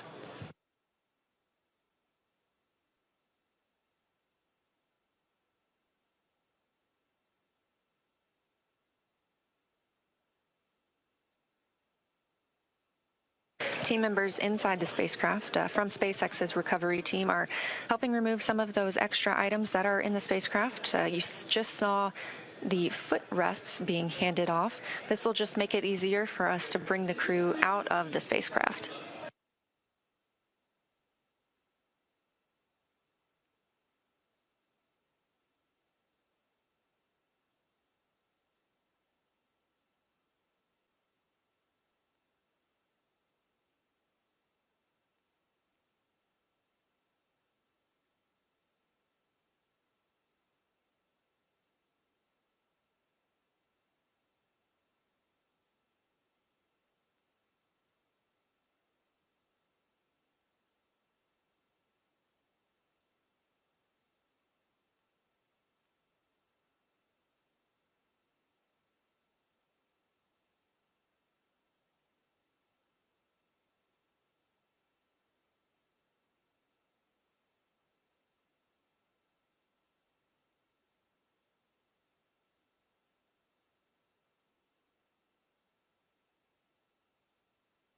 Just over 40 minutes since our crew splashed down off the coast of San Diego. Again, that coming at 2:41 a.m. Central Time. We are expecting to see them exiting the spacecraft very soon.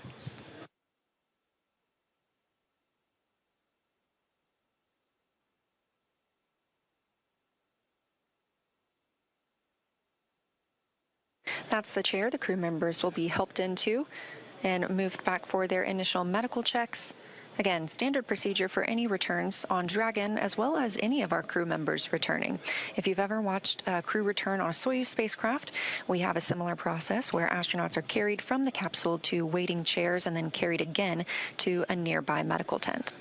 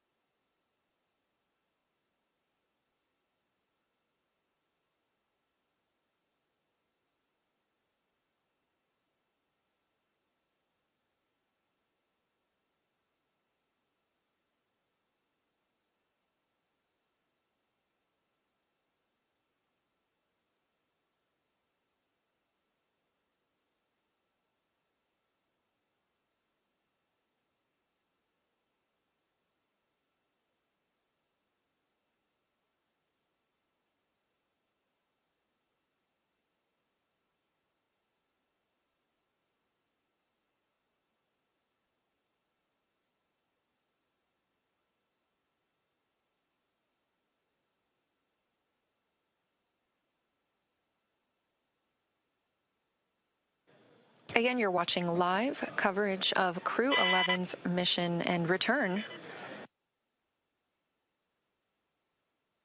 from the International Space Station, having undocked at 4:20 p.m. Central Time on January 14th, just yesterday, and splashing down at 2:41 a.m. Central Time today, January 15th.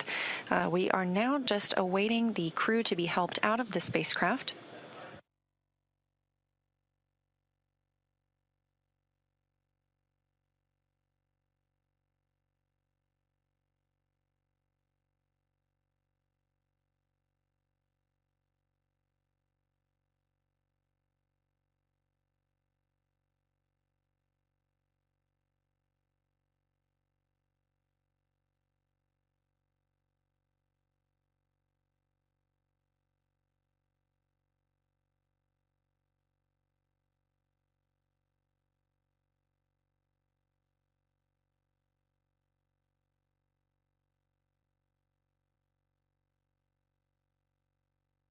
And it looks like our first crew member out of the spacecraft is NASA astronaut Mike Fink.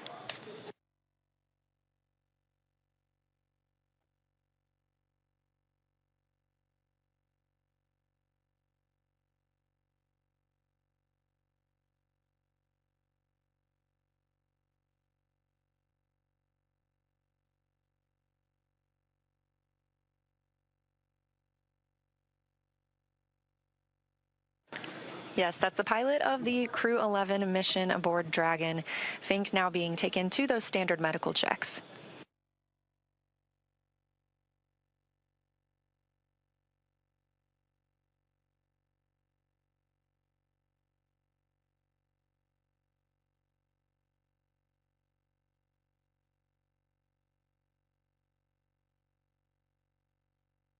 And since we just saw Mike Fink, it's worth noting he now has 549 total days in space. That's the fourth all-time most days for NASA astronauts.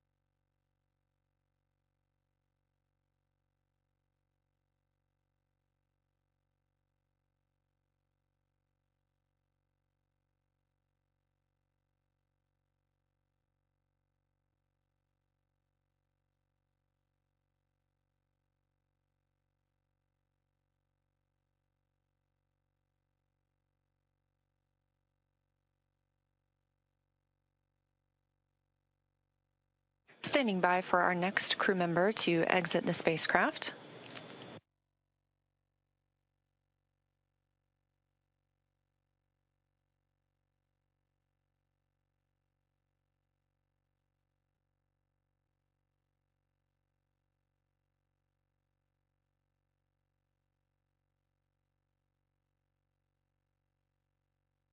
That's NASA astronaut Zena Cardman, wrapping up her first mission to space, commander of the Crew-11 spacecraft.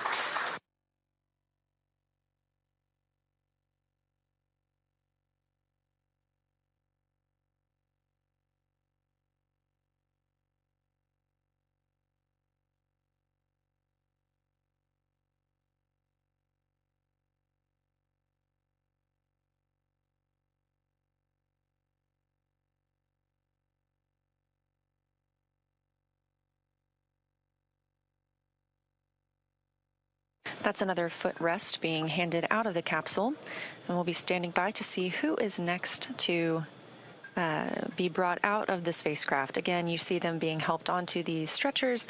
They are being escorted back to their routine medical checks.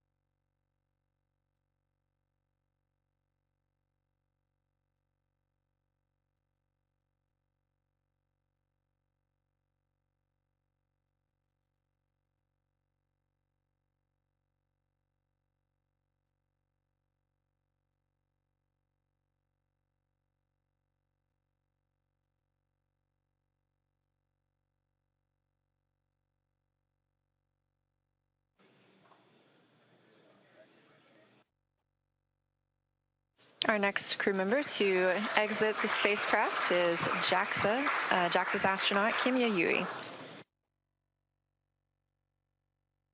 Yui just reached the milestone of 300 days in space across 2 missions. You can see some cheering on the SpaceX recovery ship, and you can probably also hear a little bit of celebration here in Mission Control Houston as well. That's another foot restraint, or a foot rest, I should say, being brought out of the spacecraft, clearing the way for our final crew member to exit, and that will be Roscosmos cosmonaut Oleg Platonov.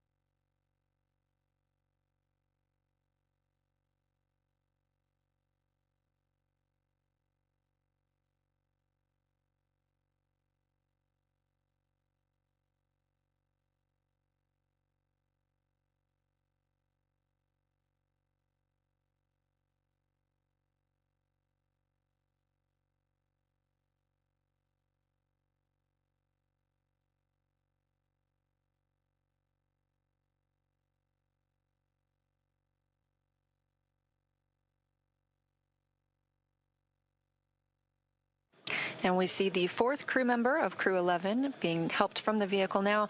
That is Roscosmos cosmonaut Oleg Platonov, also wrapping up his first mission to space.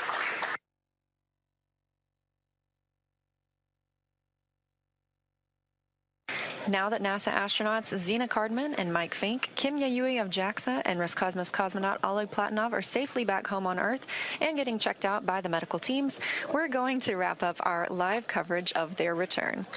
This crew's journey concludes following a launch on August 1st, 2025, aboard a Falcon 9 rocket to the International Space Station.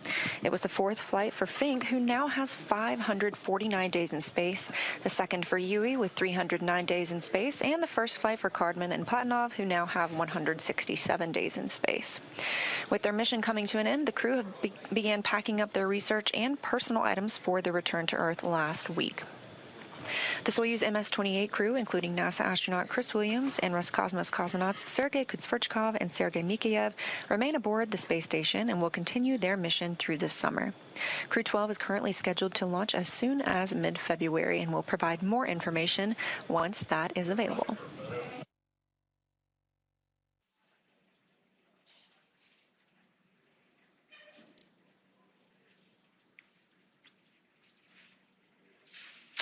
Great news for Crew-11. They are home. The journey back began yesterday, about 13 hours ago, when they closed the hatch to Dragon and undocked from the International Space Station at 12:29 p.m. Pacific, 3:29 p.m. Eastern. Now, during this time, the spacecraft performed a number of maneuvers in preparation for re-entry to the Earth's atmosphere, with final splashdown occurring off the coast of San Diego, California, on time at 12:41 a.m. Pacific, 3:41 a.m. Eastern. And just a little less than an hour following splashdown, we saw Zena, Mike, Oleg, and Kimia make their way out of Dragon and into the recovery ship's medical facilities, safe and sound. We just had some great words here in Mission Control from NASA Administrator Jared Isaacman, and we are still monitoring the crew as they continue their journey back to home. So after the checkouts on the ship, the crew will be flown to a local hospital for continued monitoring and checkouts using additional medical equipment not available aboard the space station. As NASA's Chief Health and Medical Officer J.D. Polk discussed last week, the crew member is stable and we were able to monitor their condition in orbit, but we want to take advantage of resources on Earth to provide the best care possible. NASA maintains relationships with local hospitals to ensure readiness for any post-landing needs, and for this return, we are utilizing that option as part of our normal preparedness process. Afterwards, the crew members will take a NASA plane for the short flight back to Houston. They'll then be reunited with families to bring an end to this mission. Thank you, as always, for joining us for the coverage of Splashdown for Crew-11. Excuse me. Remember to follow SpaceX on X and NASA Online on social media for updates. Pardon me. There we go. For updates for the very latest on crew and cargo flights to and from the International Space Station. That's it for us here at SpaceX Hawthorne. Go Dragon and go Crew-11. And we'll continue to share the progress of the crew on social media as they travel back home. We also have a post-splashdown news conference coming up at 2:45 a.m. Pacific time, 5:45 a.m. Eastern time, where leadership will share the latest updates as we conclude this mission.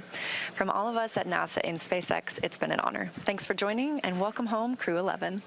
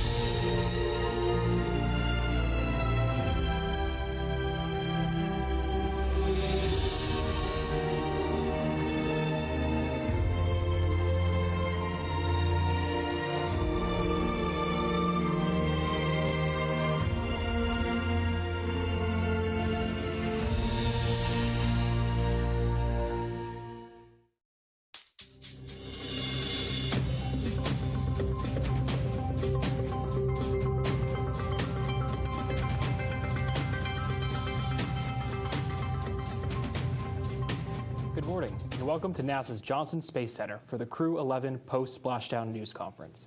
I'm George Alderman, NASA's Deputy Press Secretary, and I'll be moderating today's news conference. We are joined today by NASA Administrator Jared Isaacman and Joel Montalbano, Deputy Associate Administrator for NASA's Space Operations Missions Directorate. We'll be taking questions through our phone bridge, so media interested in taking a question, please press *1 to enter the queue. Before we get started, we'll begin with opening remarks from Administrator Isaacman. Good morning, everyone.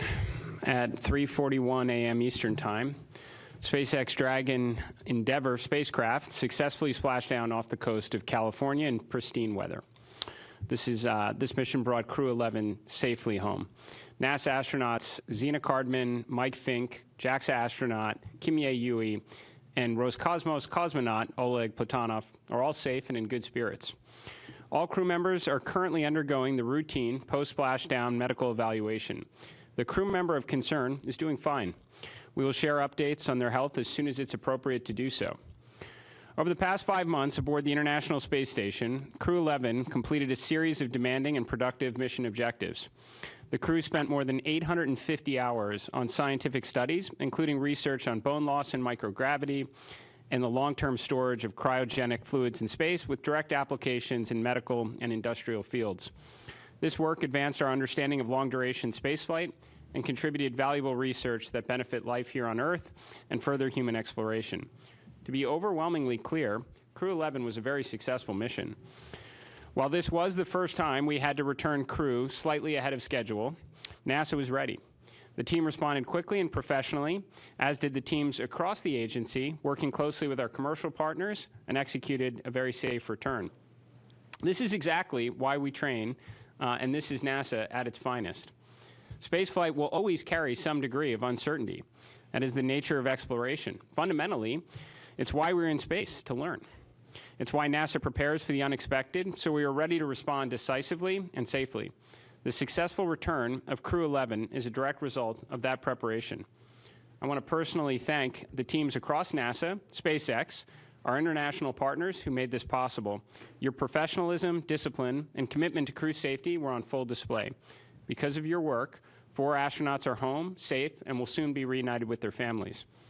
You did this while making preparations for Crew-12, for Artemis II, and doing the other things at NASA while we pursue our great mission of science and discovery. Well done. Now I'll turn it over to Joel Montalbano, Deputy Associate Administrator for Space Operations Mission Directorate.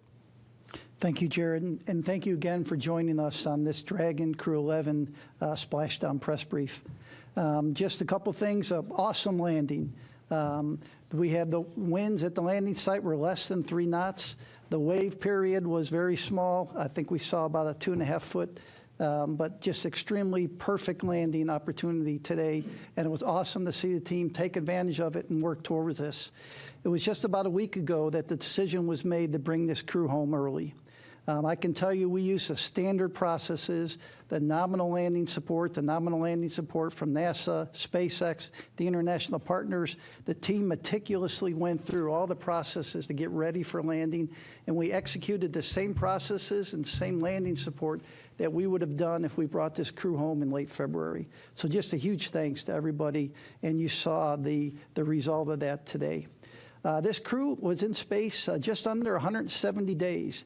They performed a little less than 900 hours of science experiments on board. Those are hands-on science experiments. And that encompassed about 140 different experiments. They saw 5 spacecraft arrive, 3 spacecraft depart. And the work we did on the International Space Station for this expedition, as well as others, benefits humanity on Earth. It benefits and teaches us for exploration, for what we're going to use in the Artemis program as we go back to the moon and to Mars. Just a huge effort across the board by the team. In closing, I want to just thank the team. I'll do say one thing, that we did make a decision prior to today, a couple of days earlier, that we were bringing the crew to a medical facility in the San Diego, off the San Diego area. And so the crew will stay there. They'll stay there overnight, and we expect to bring the crew back to Houston on Friday, obviously pending the medical. And, we do this, we bring the crew there, we do the medical activities that Dr. Polk talked about with you a couple days ago, things we can only do on Earth. We're also doing the post-flight data collection on this crew. Every crew has a number of things that they've signed up for. We collect the data, and we use that to learn, help us in exploration. Also to give the crew some rest, right? It's been a busy time for them. We've been working them extremely hard throughout the expedition. It's been a long day. Give them some rest. Everything with that, they'll be staying overnight. So with that, I'll hand it back over to George. Great. And with that, we'll move into questions. Our first question comes from Bill Harwood with CBS News.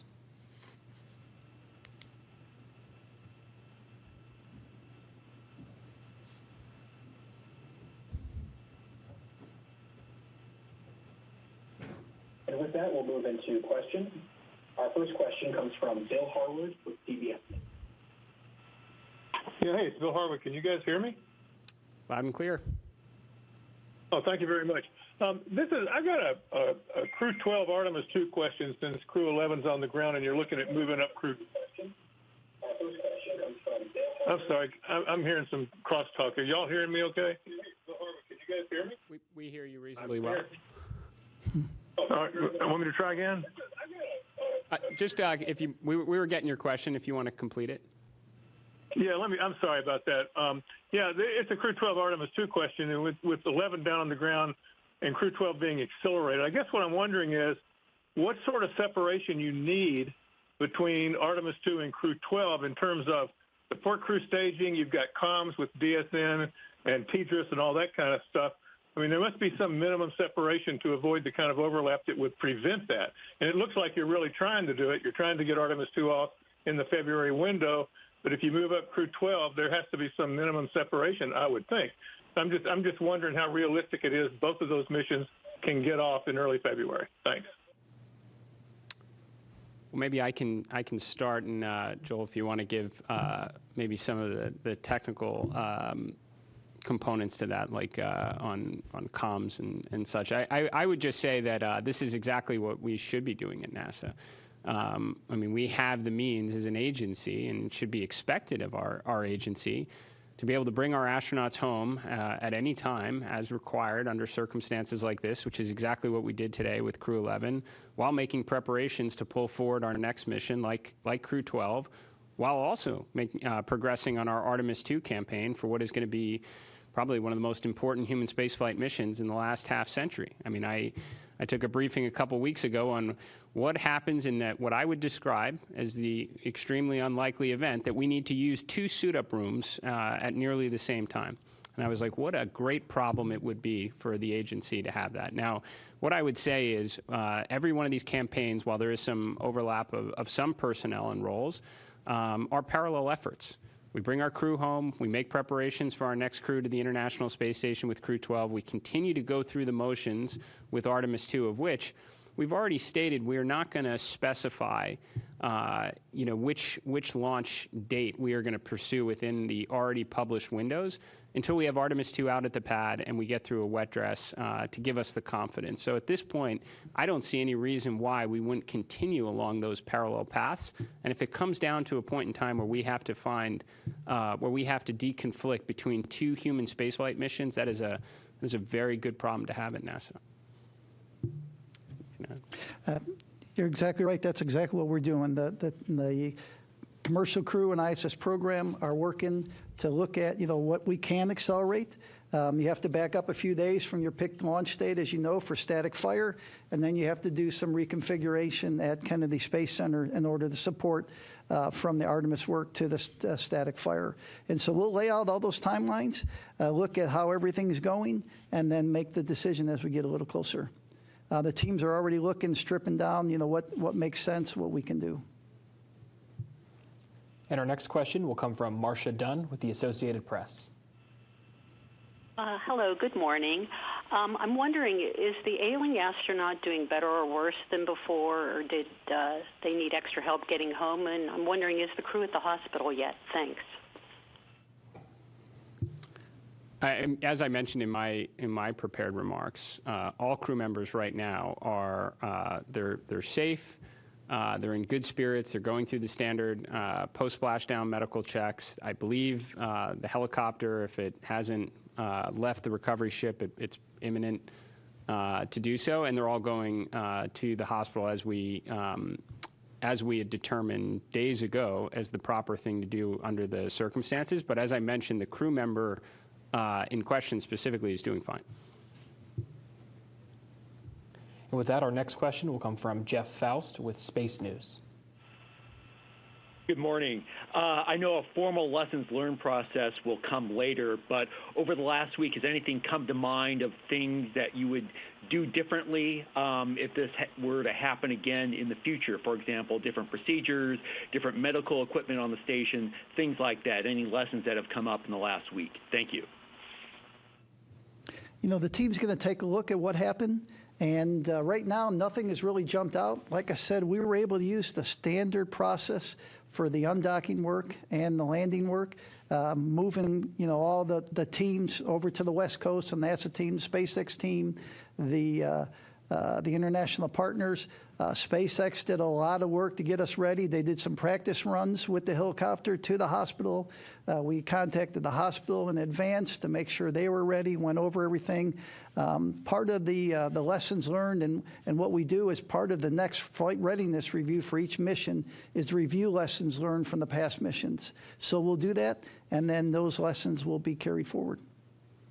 Yeah, I would just layer onto this and say that it is standard process to conduct a thorough debrief, and oftentimes people associate that with what did we get wrong, and for sure in any circumstance you're going to capture lessons learned and apply it. I think when we go through the debrief on this, we're gonna learn a lot about the things we got we got right and did it very well, and make sure we apply that. You know, in other applications going forward. So this, from my perspective, watching it play out from the time of the original situation developing to get our astronauts safely in the water and on their way to medical care, was executed almost near flawlessly. Our next question will be from Joey Roulette with Reuters. Hey, thank you. Question for Jared or Joel. NASA, of course, has said the astronaut has been doing fine and is stable. But was the astronaut never not in a stable condition throughout all of this?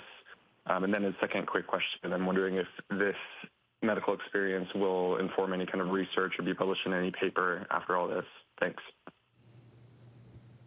I think without going into specifics beyond what was already shared, obviously we took this action because it was a serious medical condition, right?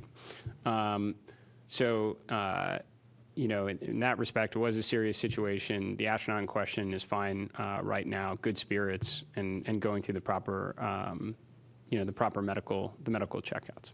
Really have much more to add than that. And our next question will come from Will Robinson-Smith with Spaceflight Now.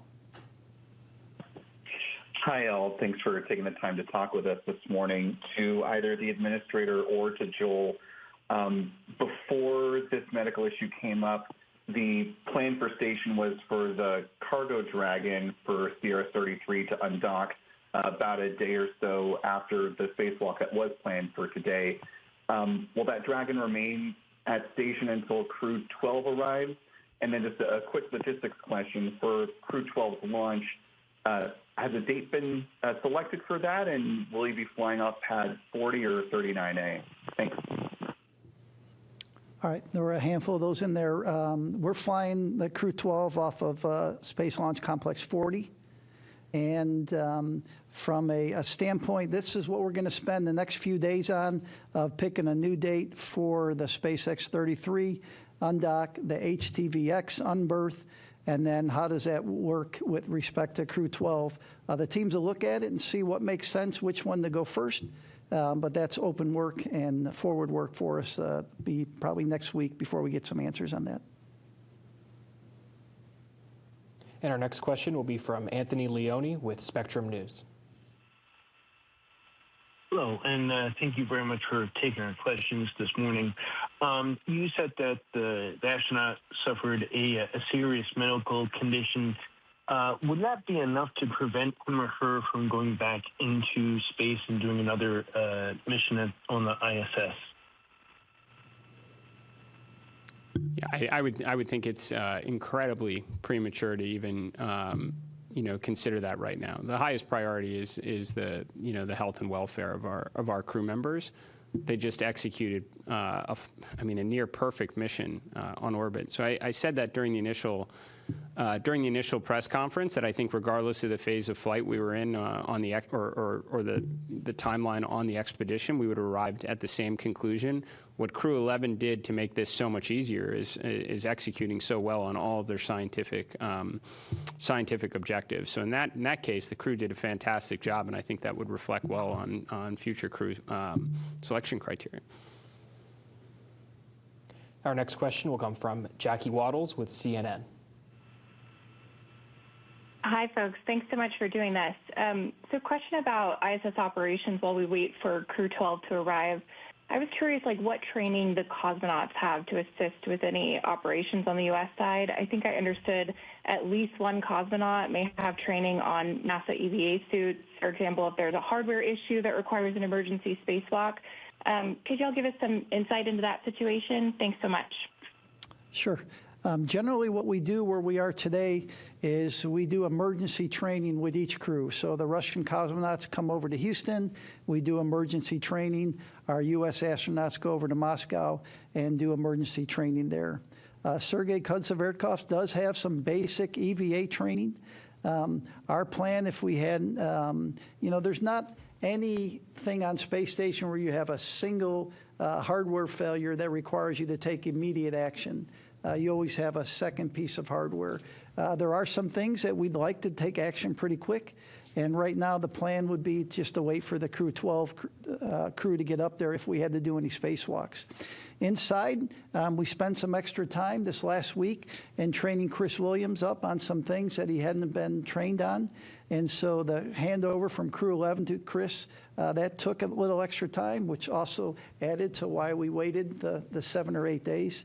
So that's helped. The cosmonauts, we can get them training in real time if we need their help on certain activities. So I believe we're covered, and ready to answer any other questions.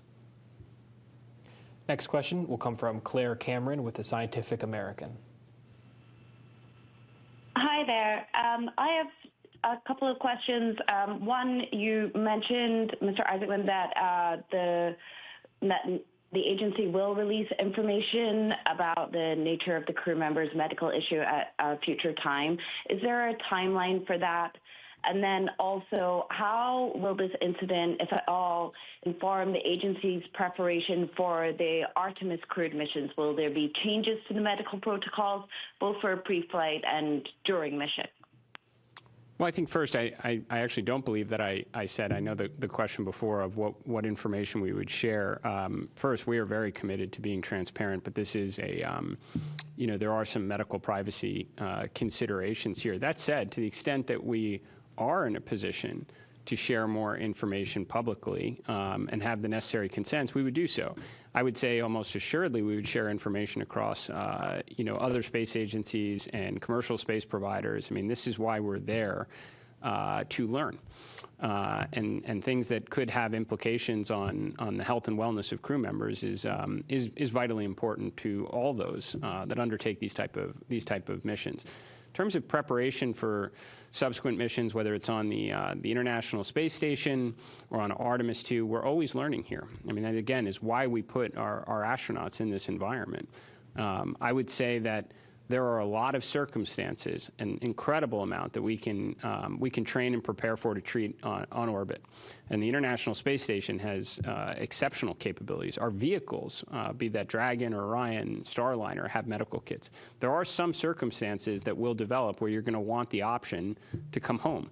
And we build that into our flight plans. There are early return options on Artemis II. There are options to bring astronauts back from the space station in hours, not days. So I think that the fact that we did take some extra time in here does speak to the stability of the situation, how well everyone responded to it. So this is what we trained for. It's built in our planning. It was executed very well. We will capture any relevant lessons learned to inform preparations for subsequent missions. But I think we're in pretty good shape right now. Our next question will come from Mark Carreau with Aviation Week and Space Technology. Yes, thank you. My question is whether the medical issues surfaced as a result of the research medically that you're doing aboard the space station, or did this something arise that wasn't connected with a research discovery, but something maybe more immediate?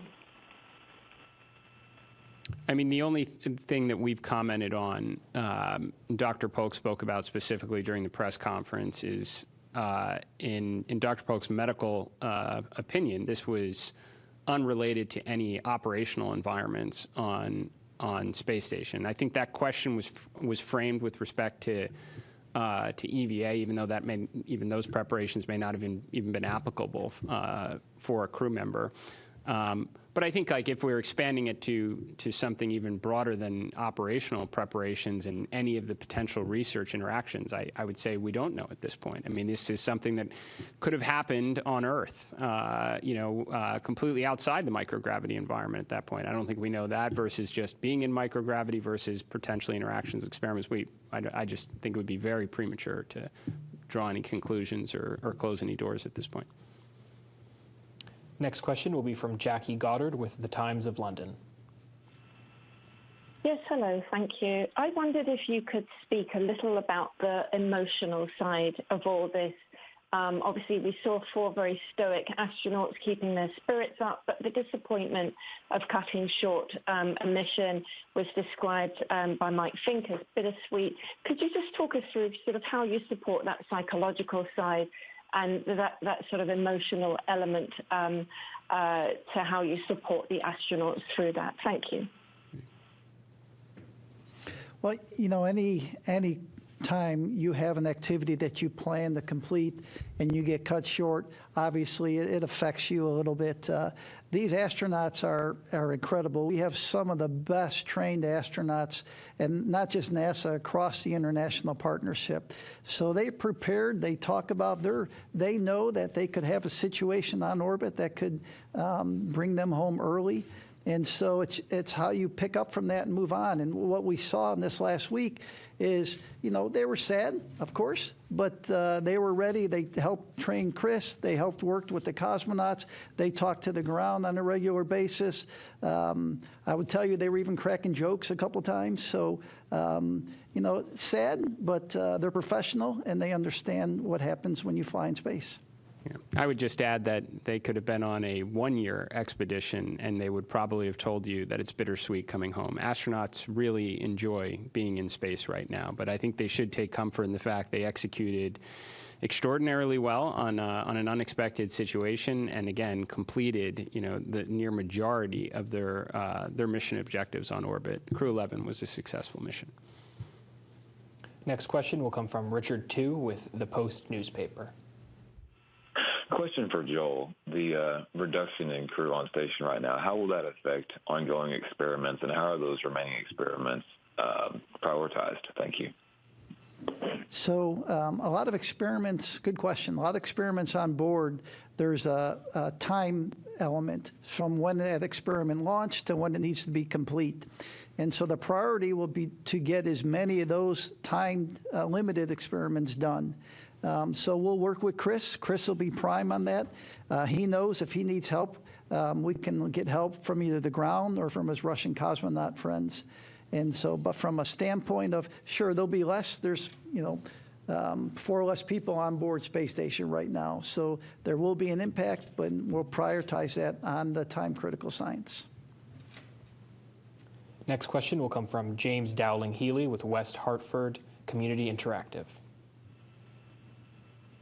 Good morning. James Dowling Healy, West Hartford Community Interactive. I'd just like to start by saying welcome home to Crew-11, and I'd like to extend my best wishes to the crew member for a full and speedy recovery. And also, I'd like to congratulate Mr. Isaacman on his confirmation.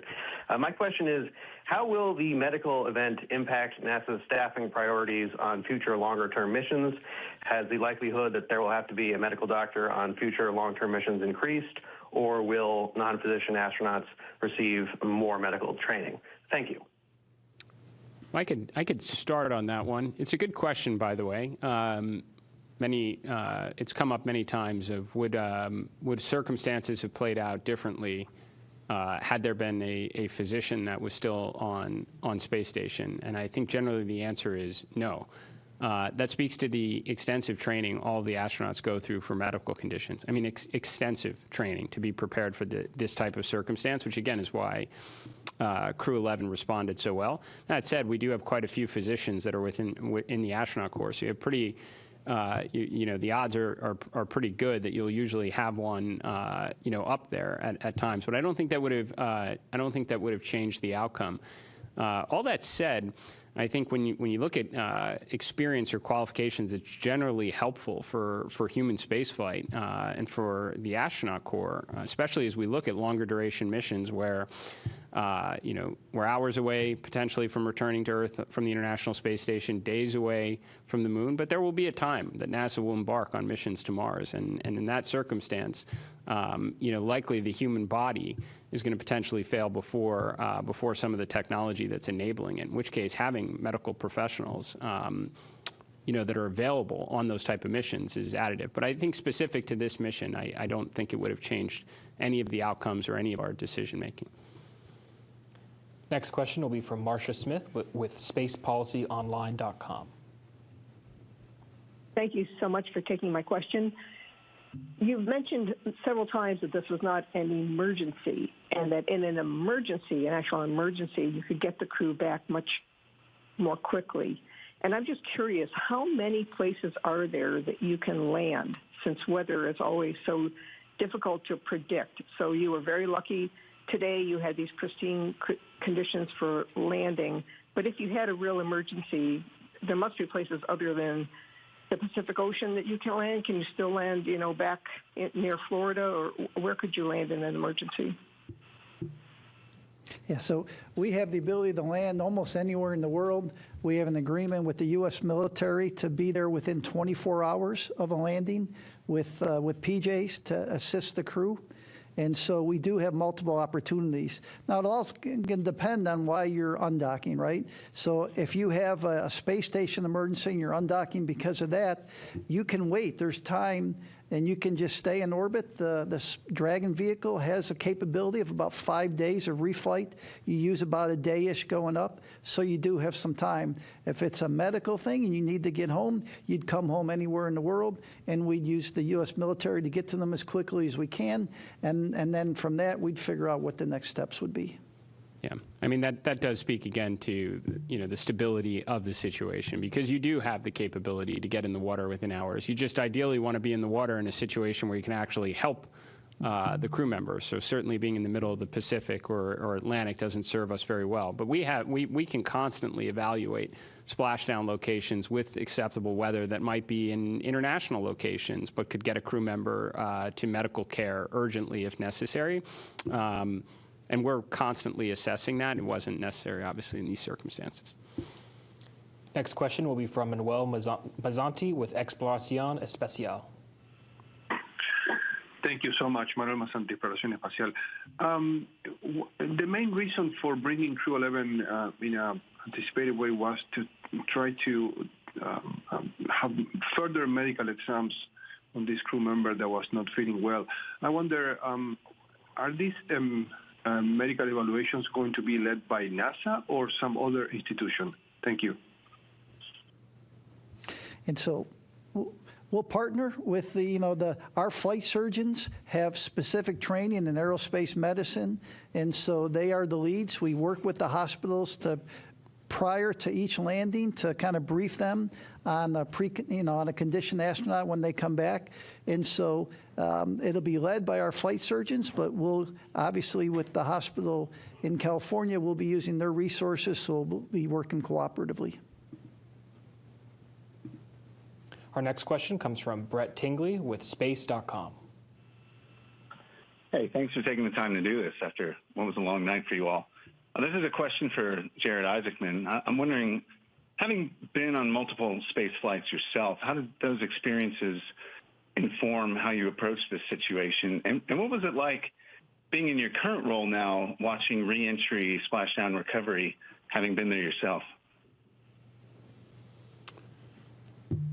So I would just say everybody here at NASA obviously is an extraordinary amount of experience preparing for situations that never would have been applicable to any of my previous training. We obviously didn't go to the space station. So I was just happy to observe all of our plans going in motion as expected from the time the original situation developed through the successful, at least, conclusion to the spaceflight component of it today. And I would say, do obviously have a lot of experience with Dragon vehicle, and that's why I was, I think, in a position to follow along and know that we were doing things in absolutely the correct way. As for just general reactions of seeing, people that are, astronauts that are happy in space and coming home from it, sure, I think that triggers a little bit of an emotional reaction for a lot of us in the room who had been through those circumstances.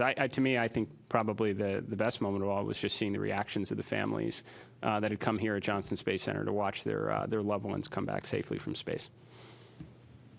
Our next question comes from Denise Cho with NBC News. Hi, thanks very much. I wanted to ask if there were any adjustments made to standard departure or splashdown procedures because of the medical issues, say to accommodate the needs of the affected crew member.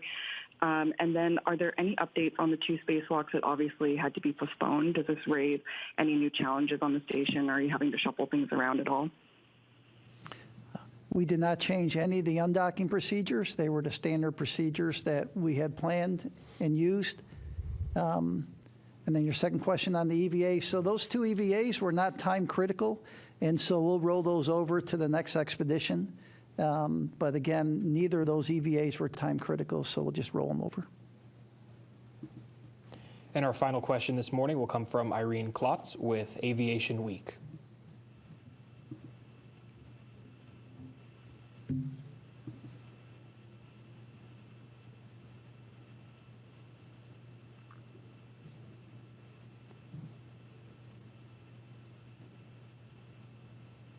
Irene, please hit your mute button. Sorry about that. Good morning. Are you expecting all 4 crew members will be released together at the same time from the hospital? We would expect that to be the plan, yes. And with that, that concludes today's news conference. Thank you to all the media who joined us and for your continued coverage. We look forward to hearing from the crew in the coming days during their own news conference. Please watch for an upcoming advisory with those details. Until then, thank you, and we'll see you next time.